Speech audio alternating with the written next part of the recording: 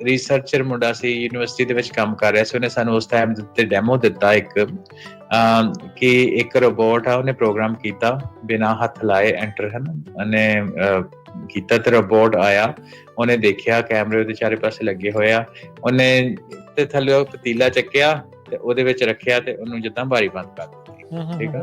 ਸੋ ਇੱਕ ਤਾਂ ਹੈਗੀ ਉਹਦੀ ਫਿਜ਼ੀਕਲ ਲਿਮਿਟੇਸ਼ਨ, ਹੈ ਨਾ, ਵੀ ਉਹਦੀ ਮੈਨੂਵਰ ਹੱਥਾਂ ਦੀ ਕਿੱਦਾਂ ਕਰਨੀ, ਕਿਉਂਕਿ ਜੇ ਤੁਸੀਂ ਆਪਣਾ ਹੱਥ ਦੇਖੋ ਨਾ ਵੀ ਇੱਕ ਕੰਪਲੀਕੇਟਡ ਹੈ, ਮਲਟੀ ਡਿਮੈਂਸ਼ਨਲ ਤੁਸੀਂ ਹੱਥ ਲਾਉਣਾ ਵਾ, ਮਲਟੀ ਡਿਮੈਂਸ਼ਨਲ ਜਿਹੜੇ ਤੁਸੀਂ ਚੀਜ਼ ਇੱਕ ਜਗ੍ਹਾ ਤੋਂ ਦੂਸਰੀ ਜਗ੍ਹਾ ਦੇ ਉੱਤੇ ਆਪਰੇਸ਼ਨ ਜਿਹੜੇ ਹੈਗੇ ਆ ਉਹ ਬੜੇ ਡਿਫਰੈਂਟ ਤਰੀਕੇ ਦੇ ਆ। ਸੋ ਫਾਰ ਜਿਹੜੇ ਰੋਬੋਟਿਕਸ ਰਾਜਕਰਨ ਉਹ ਪ੍ਰੈਸੀਜਨ ਬੇਸਡ ਤੁਸੀਂ ਉਹਨੂੰ ਦੇਖ ਸਕਦੇ ਹੋ, ਬਹੁਤ ਲਿਮਿਟਡ ਮੈਨੂਫੈਕਚਰਿੰਗ ਦੇ ਵਿੱਚ ਉਹਨਾਂ ਨੂੰ ਅਸੀਂ ਕੰਮ ਦੇ ਲਈ ਵਰਤਦੇ ਸੀ।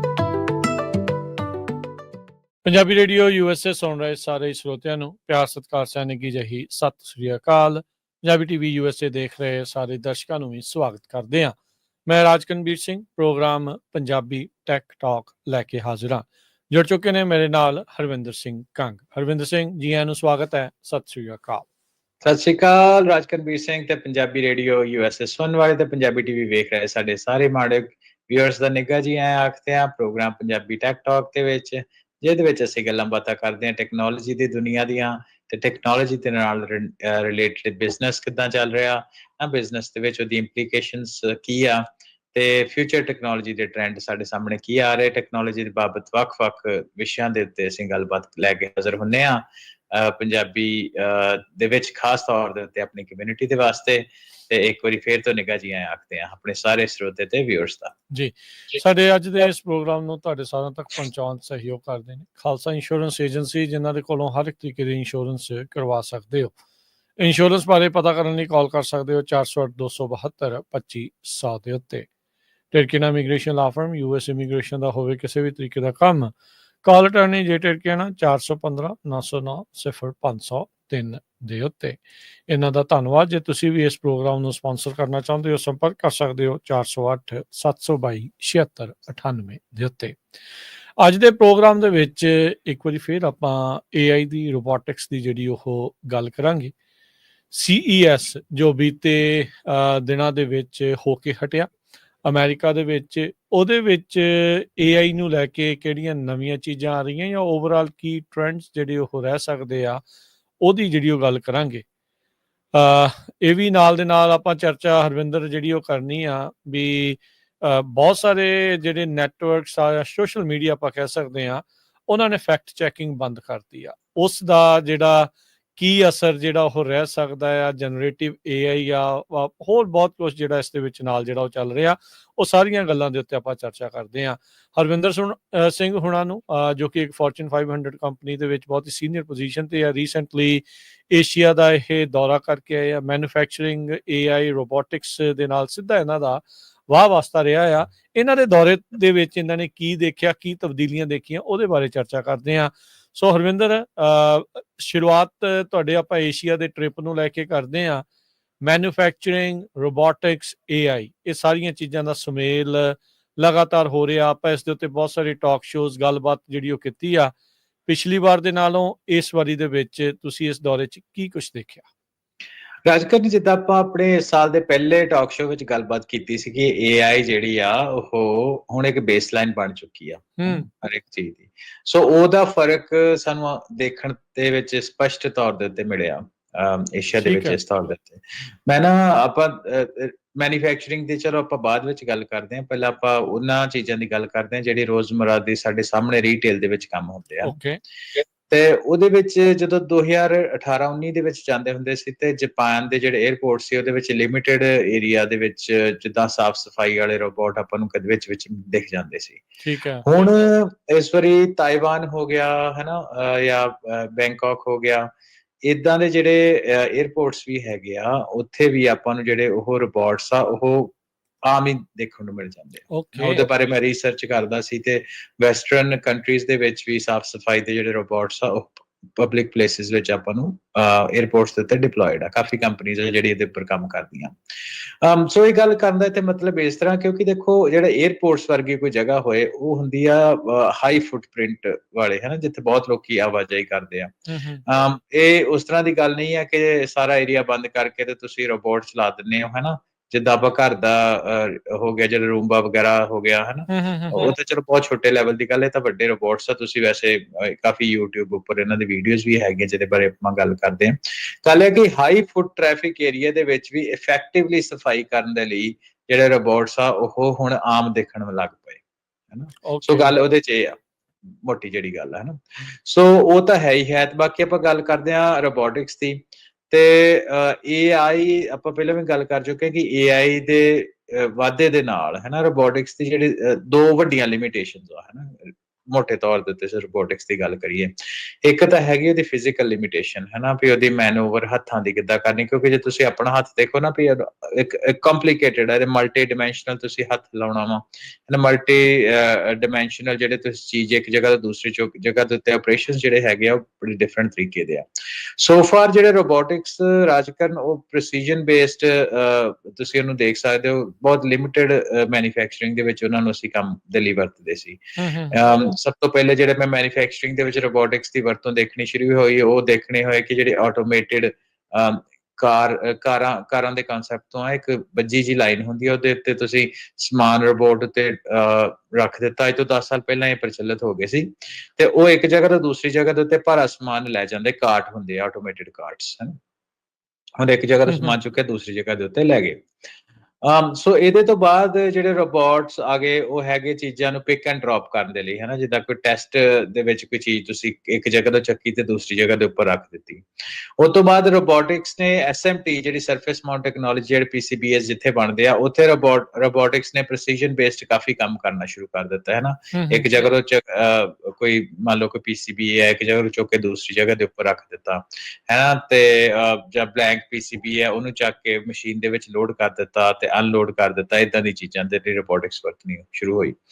ਪਰ ਹੁਣ ਜਦੋਂ ਰਾਜਕਰਨ AI ਆਇਆ ਤੇ AI ਦੇ ਵਿੱਚ ਕੀ ਹੋਇਆ ਕਿ ਜਿਹੜੇ ਚਲੋ ਜਿਹੜੀ ਫਰੰਟ ਐਂਡ ਜਿਹੜੀ ਟੈਕਨੋਲੋਜੀ ਹੈ ਹੱਥਾਂ ਦੀ ਮੈਨੂਵਰ, ਉਹ ਤਾਂ ਹੈ ਹੀ ਹੈ, ਤੇ ਜਿਹੜੀ ਦੂਸਰੀ ਵੱਡੀ ਸਮੱਸਿਆ ਹੈਗੀ ਸੀ ਕਿ ਚੀਜ਼ਾਂ ਨੂੰ ਡਾਇਨਾਮਿਕਲੀ ਸਮਝਣਾ ਤੇ ਉਹਨੂੰ ਇੰਪਲੀਮੈਂਟ ਕਰਨਾ, ਜਿਸ ਤਰ੍ਹਾਂ ਸਾਡਾ ਦਿਮਾਗ ਕਰਦਾ ਹੈ ਨਾ, ਚੀਜ਼ ਨੂੰ ਆਪਾਂ ਐਨਾਲਾਈਜ਼ ਕੀਤਾ, ਉਹ ਤੋਂ ਉਹਨੂੰ ਆਪਾਂ ਕਿੱਦਾਂ ਅੱਗੇ ਲੈ ਕੇ ਜਾਣਾ। ਸੋ ਉਹ ਜਿਹੜਾ ਵਾ ਉਹ AI ਨੇ ਕੰਮ ਜਿਹੜਾ ਉਹ ਕਾਫੀ ਵੱਡੇ ਹੱਦ ਤੱਕ ਜਿਹੜਾ ਉਹਨੂੰ ਸੌਖਿਆ ਕਰਦੇ ਜਾ ਰਿਹਾ। ਸੋ ਉਹਦੇ ਕਰਕੇ ਜਿਹੜੇ ਰੋਬੋਟਿਕਸ ਦੀ ਡਿਵੈਲਪਮੈਂਟ ਆ ਉਹ ਵੀ ਫਾਸਟ ਪੇਸ ਹੋ ਗਈ ਆ। ਸੋ ਉਹਦੇ ਕਰਕੇ ਜਿਹੜਾ ਮੈਂ ਇਸ ਚੀਜ਼ ਦੇ ਉੱਤੇ ਦੇਖਿਆ ਕਿ ਜਿਹੜੀ ਨਵੀਂ ਟੈਕਨੋਲੋਜੀ ਚੱਲ ਰਹੀ, ਜਿਹਦੇ ਉੱਤੇ ਜ਼ਿਆਦਾ ਫੰਡਿੰਗ ਹੋ ਰਹੀ ਆ, ਕਿਉਂਕਿ ਦੇਖੋ ਮੈਨੂਫੈਕਚਰਿੰਗ ਜਿਹੜੀ ਆ ਅੱਜ ਦੇ ਟਾਈਮ ਦੇ ਵਿੱਚ ਵੀ ਏਸ਼ੀਆ ਦੇ ਵਿੱਚ ਬਹੁਤ ਆ, ਭਾਵੇਂ ਤੁਸੀਂ ਈਸਟ ਏਸ਼ੀਆ ਕਹਿ ਲਓ ਜਾਂ ਉਹਨੂੰ ਸਾਊਥ ਈਸਟ ਏਸ਼ੀਆ ਕਹਿ ਲਓ, ਜਿਹਦੇ ਵਿੱਚ ਉੱਪਰੋਂ ਚਾਈਨਾ ਤੋਂ ਬੀਜਿੰਗ ਸ਼ੰਘਾਈ ਤੋਂ ਲੈ ਕੇ ਆਲ ਦ ਵੇ ਇੰਡੋਨੇਸ਼ੀਆ ਤੱਕ ਹੈ ਨਾ, ਜਿਹਦੇ ਵਿੱਚ ਆਪਣੇ ਮਲੇਸ਼ੀਆ ਆ ਗਿਆ, ਥਾਈਲੈਂਡ ਆ ਗਿਆ, ਵੀਅਤਨਾਮ ਦੇ ਵਿੱਚ ਵੀ ਹੁਣ ਕਾਫੀ ਆ, ਥੋੜਾ ਬਹੁਤ ਸਾਊਥ ਏਸ਼ੀਆ ਵਿੱਚ ਵੀ ਹੈ ਨਾ। ਸੋ ਇਹ ਸਾਰੇ ਏਰੀਆ ਦੇ ਵਿੱਚ ਇਹ ਸਾਰੀ ਦੁਨੀਆ ਦੀ ਇਲੈਕਟ੍ਰੋਨਿਕਸ ਦੀ ਮੈਨੂਫੈਕਚਰਿੰਗ ਬੈਲਟ ਆ। ਤਾਈਵਾਨ ਇੱਕ ਵੱਡਾ ਸੈਮੀਕੰਡਕਟਰ ਦਾ, ਇਹ ਸਾਰੇ ਇਨਕਲੂਡਡ।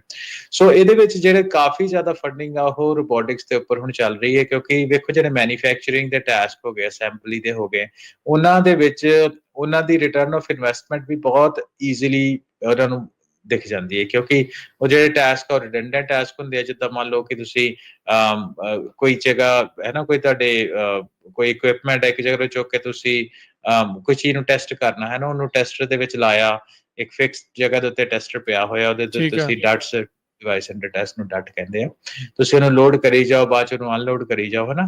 ਇਹ ਬੜਾ ਰਿਡੰਡੈਂਟ ਜਿਹਾ ਕੰਮ ਆ। ਸੋ ਇਹ ਕਾਫੀ ਹੱਦ ਤੱਕ ਰਾਜਕਰ ਨੇ ਆਲਰੇਡੀ ਆਟੋਮੇਟ, ਮੈਂ ਅੱਖਾਂ ਦੇ ਨਾਲ ਦੇਖਿਆ, ਆਟੋਮੇਟ ਹੋ ਚੁੱਕਾ ਵਾ। ਤੇ ਹੁਣ ਇਹ ਤੋਂ ਨੈਕਸਟ ਸਟੈਪ ਜਿਹੜਾ ਉਹਦੇ ਵੱਲ ਵੱਧ ਰਹੇ ਆ ਕਿ ਡਾਇਨਾਮਿਕਲੀ ਵੀ ਇੱਕ ਪ੍ਰੈਸੀਜਨ ਤੋਂ ਥੋੜਾ ਜਿਹਾ ਬਾਹਰ ਆ ਕੇ ਇਹ ਰੋਬੋਟਿਕਸ ਤੋਂ ਆਪਾਂ ਕਿੱਦਾਂ ਕੰਮ ਲੈ ਸਕਦੇ ਹਾਂ ਹਨਾ। ਸੋ ਇਹ ਜਿਹੜੇ AI ਤੇ ਰੋਬੋਟਿਕਸ ਦਾ ਜਿਹੜਾ ਜ਼ਮਾਨਾ ਜਿਹੜਾ ਅਸੀਂ ਉਹਦੇ ਬਾਰੇ ਕਾਫੀ ਸਮੇਂ ਤੋਂ ਗੱਲਬਾਤ ਕਰ ਰਹੇ ਹਾਂ, ਇਸ ਵਾਰ ਤਕਰੀਬਨ 1 ਸਾਲ ਦੇ ਫਰਕ ਦੇ ਨਾਲ ਹੀ ਰਾਜਕਰਨ ਦੇ ਵਿੱਚ ਜਿਹੜੀ ਖਾਸ ਤੌਰ ਡਿਵੈਲਪਮੈਂਟ ਦੇ ਵਿੱਚ ਕਾਫੀ ਜਿਹੜੀ ਆ ਫੰਡਿੰਗ ਤੇ ਤੇਜ਼ੀ ਜਿਹੜੀ ਆ ਆਪਾਂ ਨੂੰ ਦੇਖਣ ਨੂੰ ਮਿਲੀ ਆ। ਹਰ ਕੋਈ ਜਿਹੜਾ ਮੈਨੂਫੈਕਚਰਿੰਗ ਦੇ ਵਿੱਚ ਸੀਨੀਅਰ ਲੈਵਲ ਦੇ ਉੱਤੇ ਕੋਈ ਬੰਦਾ ਹੈਗਾ ਜਾਂ ਉਹ ਇਸ ਬਾਰੇ ਗੱਲਬਾਤ ਜਿਹੜੀ ਆ ਜ਼ਰੂਰ ਕਰ ਰਿਹਾ, ਉਹਨਾਂ ਦੇ ਦਿਮਾਗ ਜ਼ਿਹਨ ਵਿੱਚ ਆ, ਤੇ ਐਕਟਿਵਲੀ ਡਿਵੈਲਪਮੈਂਟ ਜਿਹੜੀ ਆ ਉਹ ਵੀ ਜ਼ੋਰਾਂ ਦੇ ਉੱਤੇ ਚੱਲ ਰਹੀ ਆ।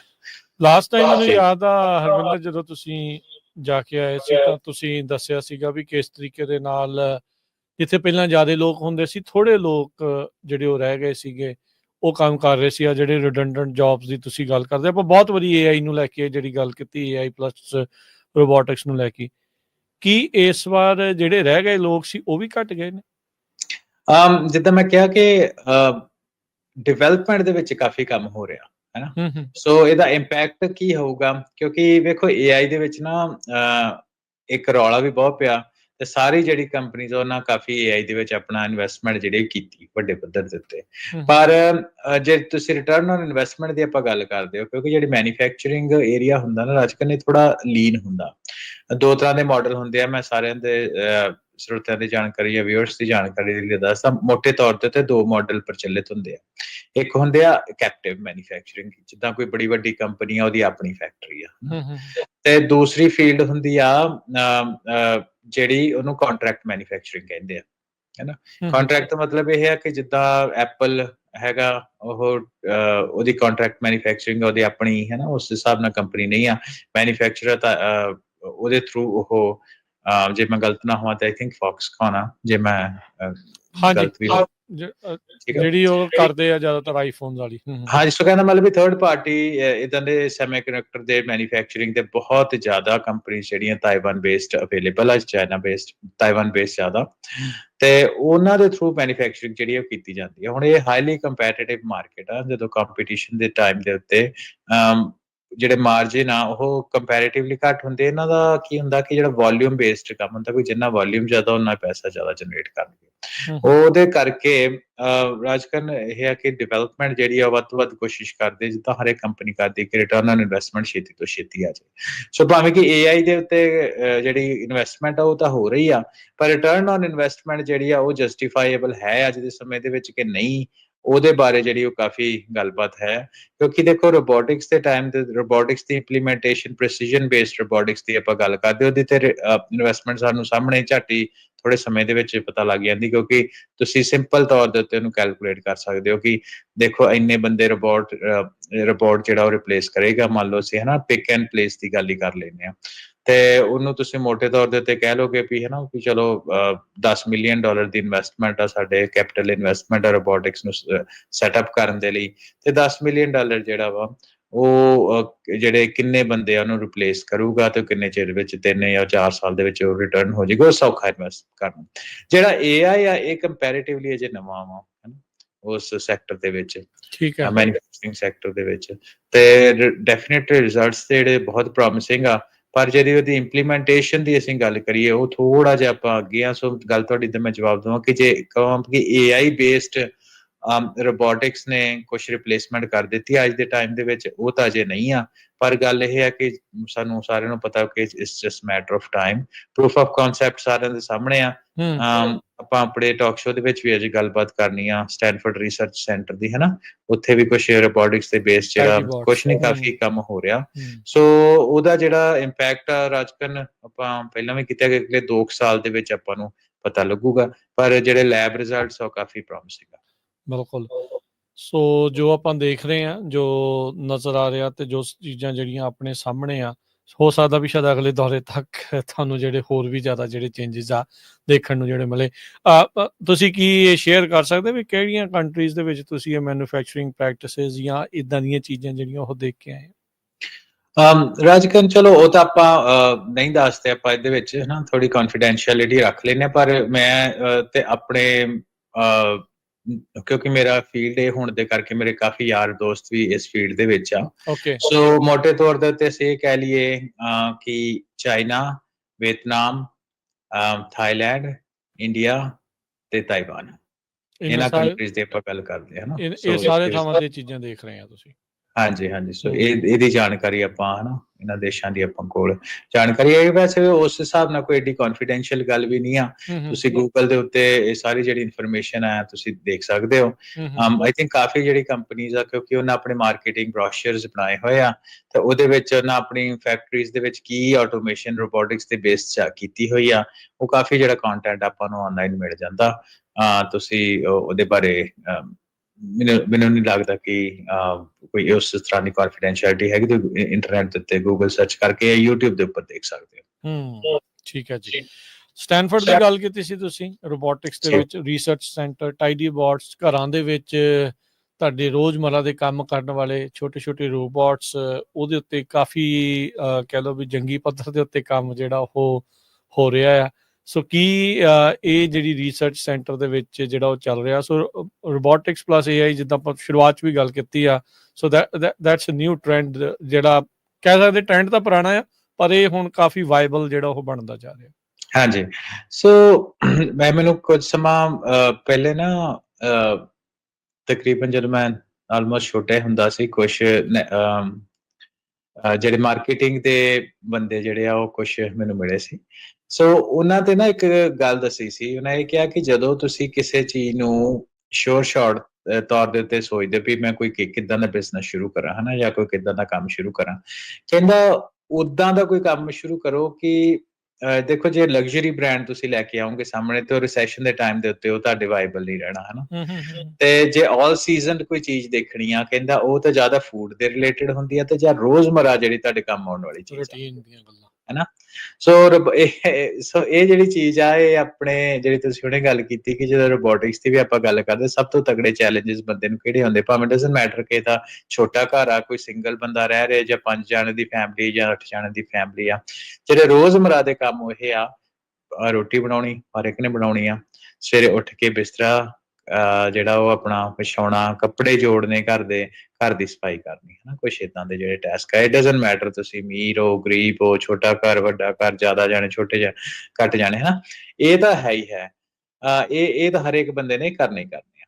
ਸੋ ਜਿਹੜਾ ਸਟੈਨਫੋਰਡ ਦੀ ਤੁਸੀਂ ਗੱਲ ਕੀਤੀ, ਇਹ ਗੱਲ ਸਟੈਨਫੋਰਡ ਦੇ ਰੈਲੀਵੈਂਟ ਕਿੱਦਾਂ ਮੈਂ ਤੁਹਾਨੂੰ ਦੱਸਦਾ। ਸਟੈਨਫੋਰਡ ਦੀ ਤੁਸੀਂ ਗੱਲ ਕੀਤੀ, ਰੋਬੋਟਿਕਸ ਦਾ ਰਿਸਰਚ ਸੈਂਟਰ ਨਵੰਬਰ 2024 ਦੇ ਵਿੱਚ ਸਮਰਪਿਤ ਹੋਇਆ ਸਾਰਿਆਂ ਨੂੰ।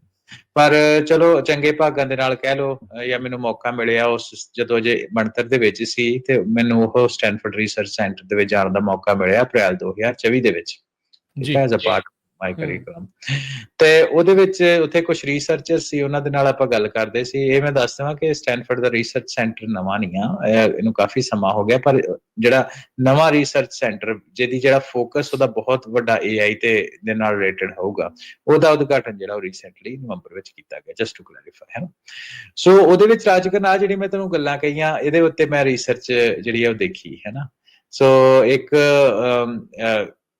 ਰਿਸਰਚਰ ਮੁੰਡਾ ਸੀ, ਯੂਨੀਵਰਸਿਟੀ ਦੇ ਵਿੱਚ ਕੰਮ ਕਰ ਰਿਹਾ ਸੀ, ਉਹਨੇ ਸਾਨੂੰ ਉਸ ਟਾਈਮ ਤੇ ਡੈਮੋ ਦਿੱਤਾ ਇੱਕ ਕਿ ਇੱਕ ਰੋਬੋਟ ਆ, ਉਹਨੇ ਪ੍ਰੋਗਰਾਮ ਕੀਤਾ ਬਿਨਾਂ ਹੱਥ ਲਾਏ ਐਂਟਰ, ਹੈ ਨਾ, ਉਹਨੇ ਕੀਤਾ ਤੇ ਰੋਬੋਟ ਆਇਆ, ਉਹਨੇ ਦੇਖਿਆ ਕੈਮਰੇ ਉਹਦੇ ਚਾਰੇ ਪਾਸੇ ਲੱਗੇ ਹੋਏ ਆ, ਉਹਨੇ ਸ਼ੈਲਫ ਦੇ ਉੱਤੋਂ ਪਤੀਲਾ ਚੱਕਿਆ। ਪਹਿਲਾਂ ਉਹਨੇ ਕੀ ਕੀਤਾ, ਸਾਹਮਣੇ ਜਿਹੜੀ ਬਾਰੀ ਆ ਉਹਨੂੰ ਖੋਲਿਆ, ਹੈ ਨਾ। ਮੇਰੇ ਕੋਲ ਐਕਚੁਅਲੀ ਵੀਡੀਓ ਆਪਾਂ ਕੋਸ਼ਿਸ਼ ਕਰਾਂਗੇ ਉਹਨੂੰ ਵਿੱਚ ਇੰਟੀਗ੍ਰੇਟ ਕਰਨ ਦੀ, ਇਹਦੀ ਮੈਂ ਵੀਡੀਓ ਬਣਾਈ ਹੋਈ ਆ। ਤੇ ਉਹਨੇ ਬਾਰੀ ਇਹਨੂੰ ਖੋਲਿਆ, ਡੰਡਿਆਂ ਤੋਂ ਫੜ ਕੇ, ਡੰਡੇ ਕਹਿੰਦੇ ਆ ਨਾ, ਡੰਡੀਆਂ ਤੋਂ, ਉਹਨੂੰ ਫੜ ਕੇ ਉਹਨੂੰ ਖੋਲਿਆ ਤੇ ਥੱਲੇ ਉਹ ਪਤੀਲਾ ਚੱਕਿਆ ਤੇ ਉਹਦੇ ਵਿੱਚ ਰੱਖਿਆ ਤੇ ਉਹਨੂੰ ਜਿੱਦਾਂ ਬਾਰੀ ਬੰਦ ਕਰ ਦਿੱਤੀ, ਠੀਕ ਆ। ਸੋ ਆਪਾਂ ਨੂੰ ਪੁੱਛ ਰਹੇ ਸੀ ਕਿ ਕੀ ਵਰਕ ਕਰੂ, ਕਹਿੰਦਾ ਆਉਣ ਵਾਲੇ ਟਾਈਮ ਦੇ ਵਿੱਚ ਜਿਹੜਾ ਹੈ ਰੋਬੋਟਸ ਰੀਟੇਲ ਦੇ ਵਿੱਚ ਕੰਮ ਆਉਣਗੇ। ਤੁਹਾਡੇ ਘਰ ਦੇ ਵਿੱਚ ਤੁਸੀਂ ਪ੍ਰੋਗਰਾਮਿੰਗ ਕਰ ਦਿਓ ਕਿ ਜਿਹੜੇ ਤੁਹਾਡੇ ਤੜਕੇ ਲਾਉਣੇ ਆ, ਵੀ ਜਿੱਦਾਂ ਆਪਾਂ ਕਹਿੰਦੇ ਨੇ, ਹਨਾ। ਨਹੀਂ, ਇਹ ਪ੍ਰੂਵਨ ਆ, ਕਿਉਂਕਿ ਚਲੋ ਤੜਕਾ ਆਪਾਂ ਕਹਿ ਦਿੰਦੇ, ਪਰ ਬਾਕੀ ਜਗ੍ਹਾ ਤੈਨੂੰ ਸੌਟੇ ਕਹਿ ਦਿੰਦੇ ਜਾਂ ਹੋਰ ਏਦਾਂ ਦੀਆਂ ਹਨਾ ਚੀਜ਼ਾਂ, ਹਰ ਇੱਕ ਉਹਦੇ ਵਿੱਚ ਹੈਗਾ, ਕਲਚਰ ਦੇ ਵਿੱਚ, ਫੂਡ ਵਿੱਚ ਹੈਗਾ। ਸੋ ਜਿੱਦਾਂ ਤੜਕੇ ਲਾਉਣੇ ਹੋ ਗਏ ਘਰ ਦੇ, ਹਨਾ, ਚੀਜ਼ਾਂ ਨੂੰ ਸਾਫ਼ ਕਰਨੇ, ਡਿਸ਼ ਵਾਸ਼ਰ ਦੇ ਵਿੱਚ ਭਾਂਡੇ ਲਾਉਣੇ ਹੋ ਗਏ, ਤੇ ਭਾਂਡੇ ਸਾਂਭਣੇ ਹੋ ਗਏ, ਤੇ ਕਾਊਂਟਰਸ ਦੀ ਸਫਾਈਆਂ ਕਰਨੀਆਂ, ਇਹ ਸਾਰਾ ਕੰਮ ਜਸਟ ਮੈਟਰ ਆਫ ਟਾਈਮ ਆ, ਰੋਬੋਟਸ ਜਿਹੜੇ ਆ ਉਹ ਕਰਨਗੇ। ਇਹ ਰਿਸਰਚ ਸੈਂਟਰ ਦੇ ਵਿੱਚ ਇਹ ਚੀਜ਼ਾਂ ਆਪਾਂ ਹੁੰਦੀਆਂ ਦੇਖੀਆਂ ਕਾਫੀ ਰੀਸੈਂਟ ਸਟੇਜ ਦੇ ਵਿੱਚ, ਪਰ ਆਉਣ ਵਾਲੇ ਟਾਈਮ ਦੇ ਵਿੱਚ ਇਹ ਕੰਮ ਆਉਣਗੀਆਂ। ਸੋ ਇਹ ਦੇਖਿਆ ਜਾ ਸਕਦਾ ਕਿ ਦੇਖੋ, ਜਿੱਦਾਂ ਆਪਾਂ ਪਹਿਲਾਂ ਵੀ ਗੱਲ ਕੀਤੀ ਕਿ ਰੋਬੋਟਿਕਸ ਦੀ ਸਭ ਤੋਂ ਵੱਡੀ ਜਿਹੜੀ ਸਮੱਸਿਆ ਉਹ ਦੋ ਸੀ। ਇੱਕ ਹੈਗੀ ਕਿ ਜਿਹੜੇ ਉਹਨਾਂ ਦੇ ਹੱਥ ਬਾਹਾਂ ਹੁੰਦੀਆਂ, ਉਹਨਾਂ ਦੇ ਮਲਟੀ ਡਾਈਮੈਂਸ਼ਨਲ ਮੈਨੂਵਰ ਕਰਨੇ ਹੁੰਦੇ ਆ। ਦੂਸਰੀ ਚੀਜ਼ ਇਹ ਆ ਕਿ ਕੰਪਿਊਟਰ ਵਿਜ਼ਨ ਬੇਸਡ, ਵੀ ਆਪਾਂ ਅੱਖਾਂ ਦੇ ਨਾਲ ਦੇਖਦੇ ਆਪਾਂ ਅੰਦਾਜ਼ਾ ਜਿਹਾ ਲਾ ਲੈਂਦੇ ਵੀ ਜਿਹੜਾ ਹੈਂਡਲ ਆ, ਜਿਹਨੂੰ ਆਪਾਂ ਡੰਡੇ ਕਹਿ ਦਿੰਦੇ ਆ, ਕਿ ਉਹ ਕਿੱਥੇ ਕੁ ਜੀ ਕਰਕੇ ਆ, ਹਨਾ, ਉੱਥੇ ਕਿ ਜੇ ਅਸੀਂ ਹੱਥ ਪਾਇਆ ਤੇ ਉਹਨੂੰ ਖੋਲਾਂਗੇ, ਹਨਾ। ਇਹ ਜੇ ਅਸੀਂ ਇੱਥੇ ਖਲੋਤੇ ਆ ਤੇ ਆਪਾਂ ਇੱਧਰ ਨੂੰ ਹੱਥ ਕਰ ਲਾਂਗੇ, ਜੇ ਅਸੀਂ ਖੱਬੇ ਪਾਸੇ ਖਲੋਤੇ ਆ ਥੋੜਾ ਜਿਹਾ ਹੱਥ ਸੱਜੇ ਨੂੰ ਕਰਕੇ ਖੋਲਾਂਗੇ, ਨਾ। ਬੇਸਿਕਲੀ ਪ੍ਰੋਕਸੀਮਿਟੀ ਆਪਣੀ ਦੇਖਣੀ ਹੁੰਦੀ ਕੰਮ। ਸੋ ਇਹ ਸਾਰੀਆਂ ਜਿਹੜੀਆਂ ਚੀਜ਼ਾਂ ਵਾ, ਹੁਣ ਰੋਬੋਟਿਕ ਰਿਸਰਚ ਸੈਂਟਰ ਦੇ ਵਿੱਚ ਮੈਂ ਦੇਖਿਆ ਕਿ ਜਿਹੜੇ ਡਾਈਮੈਂਸ਼ਨਸ ਆ ਉਹਦਾ ਤਾਂ ਉਹਨਾਂ ਫਿਗਰ ਆਊਟ ਕਾਫੀ ਹੱਦ ਤੱਕ ਕਰ ਲਿਆ ਕਿ ਜਿਹੜਾ ਹੱਥ ਆ ਉਹਨੂੰ ਅਸੀਂ ਮਲਟੀ ਡਾਈਮੈਂਸ਼ਨਲ ਕਿੱਦਾਂ ਘੁਮਾਉਣਾ, ਹੈ ਨਾ। ਜਾਂ ਉਹਦੇ ਲੱਤਾਂ ਜਾਂ ਬਾਹਾਂ ਨੂੰ, ਉਹ ਸਾਰੀ ਚੀਜ਼ਾਂ ਨੂੰ ਬੈਲੈਂਸ ਆਊਟ ਕਰਨਾ ਨਾ, ਫਿਗਰ ਆਊਟ ਉਹਨਾਂ ਕਰ ਲਿਆ। ਹੁਣ ਦੂਸਰੀ ਚੀਜ਼ ਇਹ ਆ ਕਿ ਜੇ ਦੇਖੋ ਇਹਨੂੰ ਜੇ ਅਸੀਂ ਕਲੱਬ ਕਰ ਦਈਏ ਪਾਵਰ ਆਫ AI, ਵੀ AI ਕੰਪਿਊਟਰ ਬੇਸਡ ਇਨਫੋਰਮੇਸ਼ਨ ਲੈ ਰਹੀ ਹੈ ਤੇ ਬੇਸਡ ਔਨ ਜਿਹੜਾ ਵੀ ਉਹਦੇ ਚ LLM ਹੈ, ਲਾਰਜ ਲੈਂਗੁਏਜ ਮਾਡਲ, ਉਹਦੇ ਬੇਸਡ ਉਹਦੇ ਤੋਂ ਬਹੁਤ ਜ਼ਿਆਦਾ ਜਿਹੜਾ over the period of time ਉਹ ਸਿੱਖ ਸਕਦਾ, ਤੇ ਇਹਦੇ ਤੋਂ ਉਹ ਜਿਹੜੀ ਸਾਰਾ ਜਿਹੜਾ ਕੰਮ ਆ ਉਹ ਆਲਰੇਡੀ ਦੇਖ ਰਿਹਾ। ਪਰ ਮੋਟੇ ਤੌਰ ਤੇ ਇਹ ਦੇਖ ਲਈਏ ਵੀ ਚਲੋ ਰੋਬੋਟ ਤਾਂ ਇਹ ਛੋਟੇ ਛੋਟੇ ਜਿਹੇ ਟਾਸਕ ਕੰਪਲੀਕੇਟਡ ਆ, ਪਰ ਜੇ ਅਸੀਂ ਕਾਰਾਂ ਦੀ ਵੀ ਅਸੀਂ ਦੇਖ ਲਈ, ਵੇਮੋ ਦੀ ਅਸੀਂ ਗੱਲਬਾਤ ਕਰਦੇ ਹਾਂ, ਉਹਦੇ ਵਿੱਚ ਵੀ ਕਿੰਨੇ ਮਿਲੀਅਨ ਜਿਹੜੇ ਆ ਡੇਟਾ ਪੁਆਇੰਟਸ ਹੈਗੇ ਆ, ਹਨਾ। ਰੈੱਡ ਲਾਈਟ ਹੈਗੀ ਅੱਗੇ ਕਿ ਨਹੀਂ ਹੈਗੀ, ਅੱਗੇ ਕਾਰ ਹੈਗੀ, ਸੱਜੇ ਕਾਰ ਹੈਗੀ ਆ, ਹਨਾ। ਅੱਗੇ ਕੋਈ ਦੌੜ ਕੇ ਬੰਦਾ ਤਾਂ ਨਹੀਂ ਆ ਜਾਊਗਾ, ਅੱਗੇ ਮੈਨੂੰ ਕਲੈਰਿਟੀ ਹੈ, ਦੇਖ ਰਿਹਾ ਜਾਂ ਨਹੀਂ ਦੇਖ, ਕਿੰਨੇ ਡਿਸੀਜਨ ਜਿਹੜੇ ਉਹਨੇ ਔਨ ਦਾ ਸਪੌਟ ਮੇਕ ਕਰਨੇ ਹੁੰਦੇ, ਕੋਈ ਇਹਨੂੰ ਕੰਟਰੋਲ ਤਾਂ ਨਹੀਂ ਨਾ ਕਰ ਰਿਹਾ। ਤਾਂ ਬੇਸਿਕਲੀ ਉਹਦਾ ਜਿਹੜਾ ਲਾਰਜ ਲੈਂਗੁਏਜ ਮਾਡਲ ਆ ਉਹਦੇ ਵਿੱਚ ਉਹਨੇ ਲਰਨ ਕੀਤਾ ਹੋਇਆ over the period of time ਕਿ ਆਹ ਚੀਜ਼ਾਂ ਜਿਹੜੀਆਂ ਇਤੋਂ ਮੈਂ ਆਪਣੇ ਆਪ ਨੂੰ ਬਚਾਉਣਾ ਵਾ, ਤੇ ਐਕਸੀਡੈਂਟ ਨਹੀਂ ਹੋਣ ਦੇਣਾ, ਓਵਰ ਸਪੀਡ ਨਹੀਂ ਜਾਣਾ, ਆ ਜਿਹੜੇ ਮੈਂ ਸਟਰੀਟ ਦੇ ਉੱਪਰ ਜਾ ਰਿਹਾ ਇਹ ਵਨ ਵੇ ਤਾਂ ਨਹੀਂ ਆ, ਹਨਾ। ਸਾਰੀਆਂ ਚੀਜ਼ਾਂ ਉਹਦੇ ਕੋਲ ਹੈਗੀਆਂ। ਸੋ ਕਹਿਣ ਦਾ ਮਤਲਬ ਇਹ ਆ ਵੀ ਉਹ ਜਿਹੜੀ ਕਾਰ ਆ ਉਹ ਇੱਕ ਦਿਨ ਦੇ ਵਿੱਚ ਤਾਂ ਡਿਵੈਲਪ ਹੋ ਨਹੀਂ ਗਈ, ਉਹਦਾ ਵੀ ਅਸੀਂ 2008-9 ਦੇ ਉੱਤੋਂ ਕਾਫੀ ਪਬਲਿਕਲੀ ਸੁਣਦੇ ਆ ਰਹੇ ਸੀ ਕਿ ਕਾਰ ਆ ਜਾਏਗੀ, ਤੇ 2020-21 ਦੇ ਆਸ-ਪਾਸ ਜਿਹੜੀ ਉਹ ਚੀਜ਼ ਆ ਉਹ ਪਬਲਿਕ ਹੋ ਗਈ। ਸੋ ਇਸੇ ਤਰ੍ਹਾਂ ਹੀ ਅੱਜ-ਕੱਲ੍ਹ ਜਿਹੜੇ ਘਰ ਰੋਜ਼ਮਰਾ ਦੇ ਕੰਮ ਕਰਨ ਵਾਲੇ ਰੋਬੋਟ ਹੈਗੇ ਆ, ਉਹ ਵੀ ਭਾਵੇਂ ਕਿ ਅੱਜ ਅਸੀਂ ਕਹਿ ਰਹੀ ਵੀ ਥੋੜੇ ਜਿਹੇ ਦੂਰ ਆ, ਪਰ it's just matter of time ਉਹ ਸਾਡੇ ਸਾਰਿਆਂ ਦੇ ਸਾਹਮਣੇ ਆਉਣੇ ਹੀ ਆ, ਤੇ ਅਸੀਂ ਆਮ ਹੀ ਘਰਾਂ ਦੇ ਵਿੱਚ ਹੈਲਪਰ ਦੇ ਤੌਰ ਦੇ ਉੱਤੇ ਰੋਬੋਟਸ ਜਿਹੜੇ ਉਹ ਆਮ ਦੇਖਾਂਗੇ ਜੀ। ਹਾਂ, ਘਰ ਦੇ ਕੰਮ ਕਰਨ ਵਾਲੇ ਅਕਸਰ ਆਪਾਂ ਦੇਖਦੇ ਰਹੇ ਹਾਂ, ਸੋ ਉਹਨਾਂ ਦੀ ਥਾਂ ਦੇ ਉੱਤੇ ਤੁਹਾਡੀ ਇਸ ਤਰੀਕੇ ਦੇ ਨਾਲ, ਕਿਉਂਕਿ ਇਹੀ ਵੀ ਹਰਵਿੰਦਰ ਇਹਦੇ ਵਿੱਚ ਇਹ ਵੀ ਹੈ ਨਾ, ਨਾਲ ਬਹੁਤ ਸਾਰੇ ਲੋਕ ਜਿਹੜੇ ਮੈਡੀਕਲ ਕੋਈ ਪੀੜਤ ਆ, ਕੋਈ ਬਿਮਾਰੀ ਤੋਂ ਪੀੜਤ ਆ, ਕੋਈ ਭਾਰੀ ਚੀਜ਼ ਨਹੀਂ ਚੱਕ ਸਕਦੇ, ਕੋਈ ਚੀਜ਼ ਜਿਹੜੀ ਉਤੋਂ ਨਹੀਂ ਕਰ ਸਕਦੇ, ਕੋਈ ਮਧਰੇ ਕੱਦ ਦਾ ਆ, ਕੋਈ ਇੱਦਾਂ ਦੀਆਂ ਚੀਜ਼ਾਂ।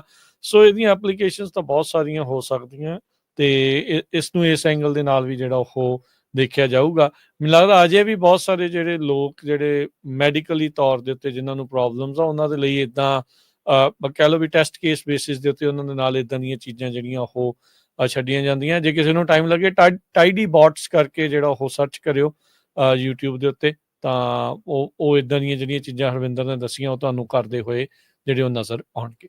ਇੱਕ ਹਰਵਿੰਦਰ, ਹੁਣ ਆਪਾਂ ਇੱਥੇ ਬ੍ਰੇਕ ਲੈ ਲੈਂਦੇ ਹਾਂ, ਬ੍ਰੇਕ ਤੋਂ ਬਾਅਦ ਮੁੜਦੇ ਹਾਂ ਆਪਾਂ ਫਿਰ ਵਾਪਸ, ਤੇ ਗੱਲਬਾਤ ਦੇ ਸਿਲਸਿਲੇ ਨੂੰ ਪੰਜਾਬੀ ਟੈਕ ਟਾਕ ਦੇ ਵਿੱਚ ਜਾਰੀ ਜਿਹੜਾ ਉਹ ਰੱਖਾਂਗੇ ਜੀ।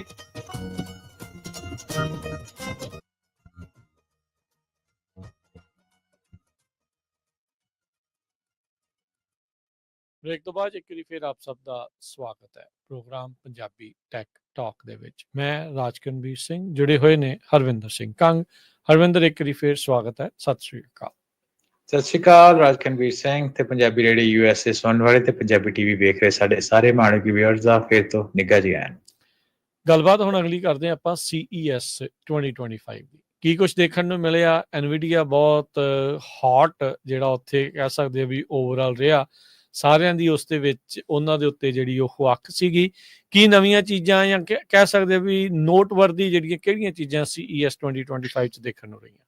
ਹਾਂਜੀ, ਸੋ ਰਾਜਕਨ, ਮੈਨੂੰ ਇਹ ਲੱਗਦਾ ਕਿ ਆਪਾਂ ਨਾ ਇਹਦੇ ਉੱਤੇ ਡੈਡੀਕੇਟਡ ਹੀ ਸ਼ੋ ਕਰਾਂਗੇ CES ਵਿੱਚ ਕਿਹੜੀ ਚੀਜ਼ਾਂ ਹੈਗੀਆਂ ਨਾ। AI ਬੇਸਡ ਲੈਪਟਾਪ ਹੈਗੇ ਸੀ, ਐਨਵੀਡੀਆ ਨੇ ਆਪਣਾ ਜੇ ਇੱਕ ਮਾਡਲ ਕੱਢਿਆ, ਕੁਛ ਰੈਵੋਲੂਸ਼ਨਰੀ ਪੀਸੀਜ਼ ਹੈਗੇ ਸੀ, ਕੁਛ ਏਦਾਂ ਦੀਆਂ ਚੀਜ਼ਾਂ ਹੈਗੀਆਂ। ਪਰ ਜਿਹੜੇ ਖਾਸ ਤੌਰ ਤੇ ਕਿਉਂਕਿ ਜਿਹੜੀ ਆਪਾਂ ਅੱਜ ਦੀ ਗੱਲਬਾਤ ਕਰ ਰਹੇ ਹਾਂ ਰੋਬੋਟਿਕਸ ਤੇ, ਹੁਣ ਤੱਕ ਜਿਹੜੀ ਗੱਲਬਾਤ ਹੋਈ ਹੈ ਰੋਬੋਟਿਕਸ ਤੇ AI ਦੀ ਹੋਈ ਆ, ਤੇ ਮੈਂ ਆਪਣੇ ਸਰੋਤੇ ਤੇ ਵਿਊਅਰਸ ਦਾ ਜਿਹੜਾ ਧਿਆਨ ਆ ਇਹਦੇ ਵੱਲ ਹੀ ਖਿੱਚੂਗਾ ਕਿ CES ਦੇ ਵਿੱਚ ਇਹਦੇ ਸੰਬੰਧ ਦੇ ਵਿੱਚ ਆਪਣੀ ਕਿਹੜੀ ਗੱਲਬਾਤ ਹੋਈ ਹੈ ਨਾ।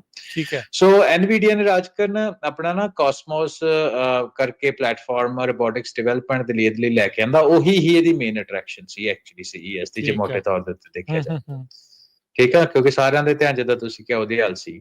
ਸੋ ਬੇਸਿਕਲੀ ਜਿਹੜਾ ਕਾਸਮੋਸ ਵਰਲਡ ਫਾਊਂਡੇਸ਼ਨ ਮਾਡਲ ਆ, ਬੇਸਿਕਲੀ ਉਹਨੇ ਕੀ ਕੀਤਾ, ਇਹਨੇ ਇੱਕ platform open source type platform develop ਕੀਤਾ ਵਾ, ਜਿਹੜਾ ਕਿ ਫਿਜ਼ੀਕਲ AI ਸਿਸਟਮਸ ਤੇ ਦੀ ਡਿਵੈਲਪਮੈਂਟ ਦੇ ਵਿੱਚ ਕੰਮ ਆਊਗਾ। ਹੁਣ ਰਾਜਕਰਨ, ਮੈਂ ਆਪਣੇ ਵੈਸੇ ਤਾਂ ਕਾਫੀ ਜਿਹੜੇ ਆਪਣੇ ਵਿਊਅਰਸ ਸਰੋਤੇ ਆਪਣੇ ਟਾਕ ਸ਼ੋ ਨੂੰ ਬੜੇ ਚਿਰ ਤੋਂ ਸੁਣਦੇ, ਉਹਨਾਂ ਨੂੰ ਪਤਾ ਹੋਊਗਾ, ਪਰ ਫਿਰ ਵੀ ਆਪਾਂ ਕੋਸ਼ਿਸ਼ ਇਹ ਹੁੰਦੀ ਹੈ ਕਿ ਜਿਹੜੇ ਵੀ ਲੋਕ ਨਵੇਂ ਜੁੜੇ ਉਹਨਾਂ ਦੇ ਨਾਲ ਜਦੋਂ ਗੱਲਬਾਤ ਕਰਨੀ ਉਹਨੂੰ ਬਿਲਕੁਲ ਬੇਸਿਕ ਤਰੀਕੇ ਦੇ ਨਾਲ ਉਹਨੂੰ ਸਮਝਣ ਦੀ ਗੱਲ ਕਰੀਏ।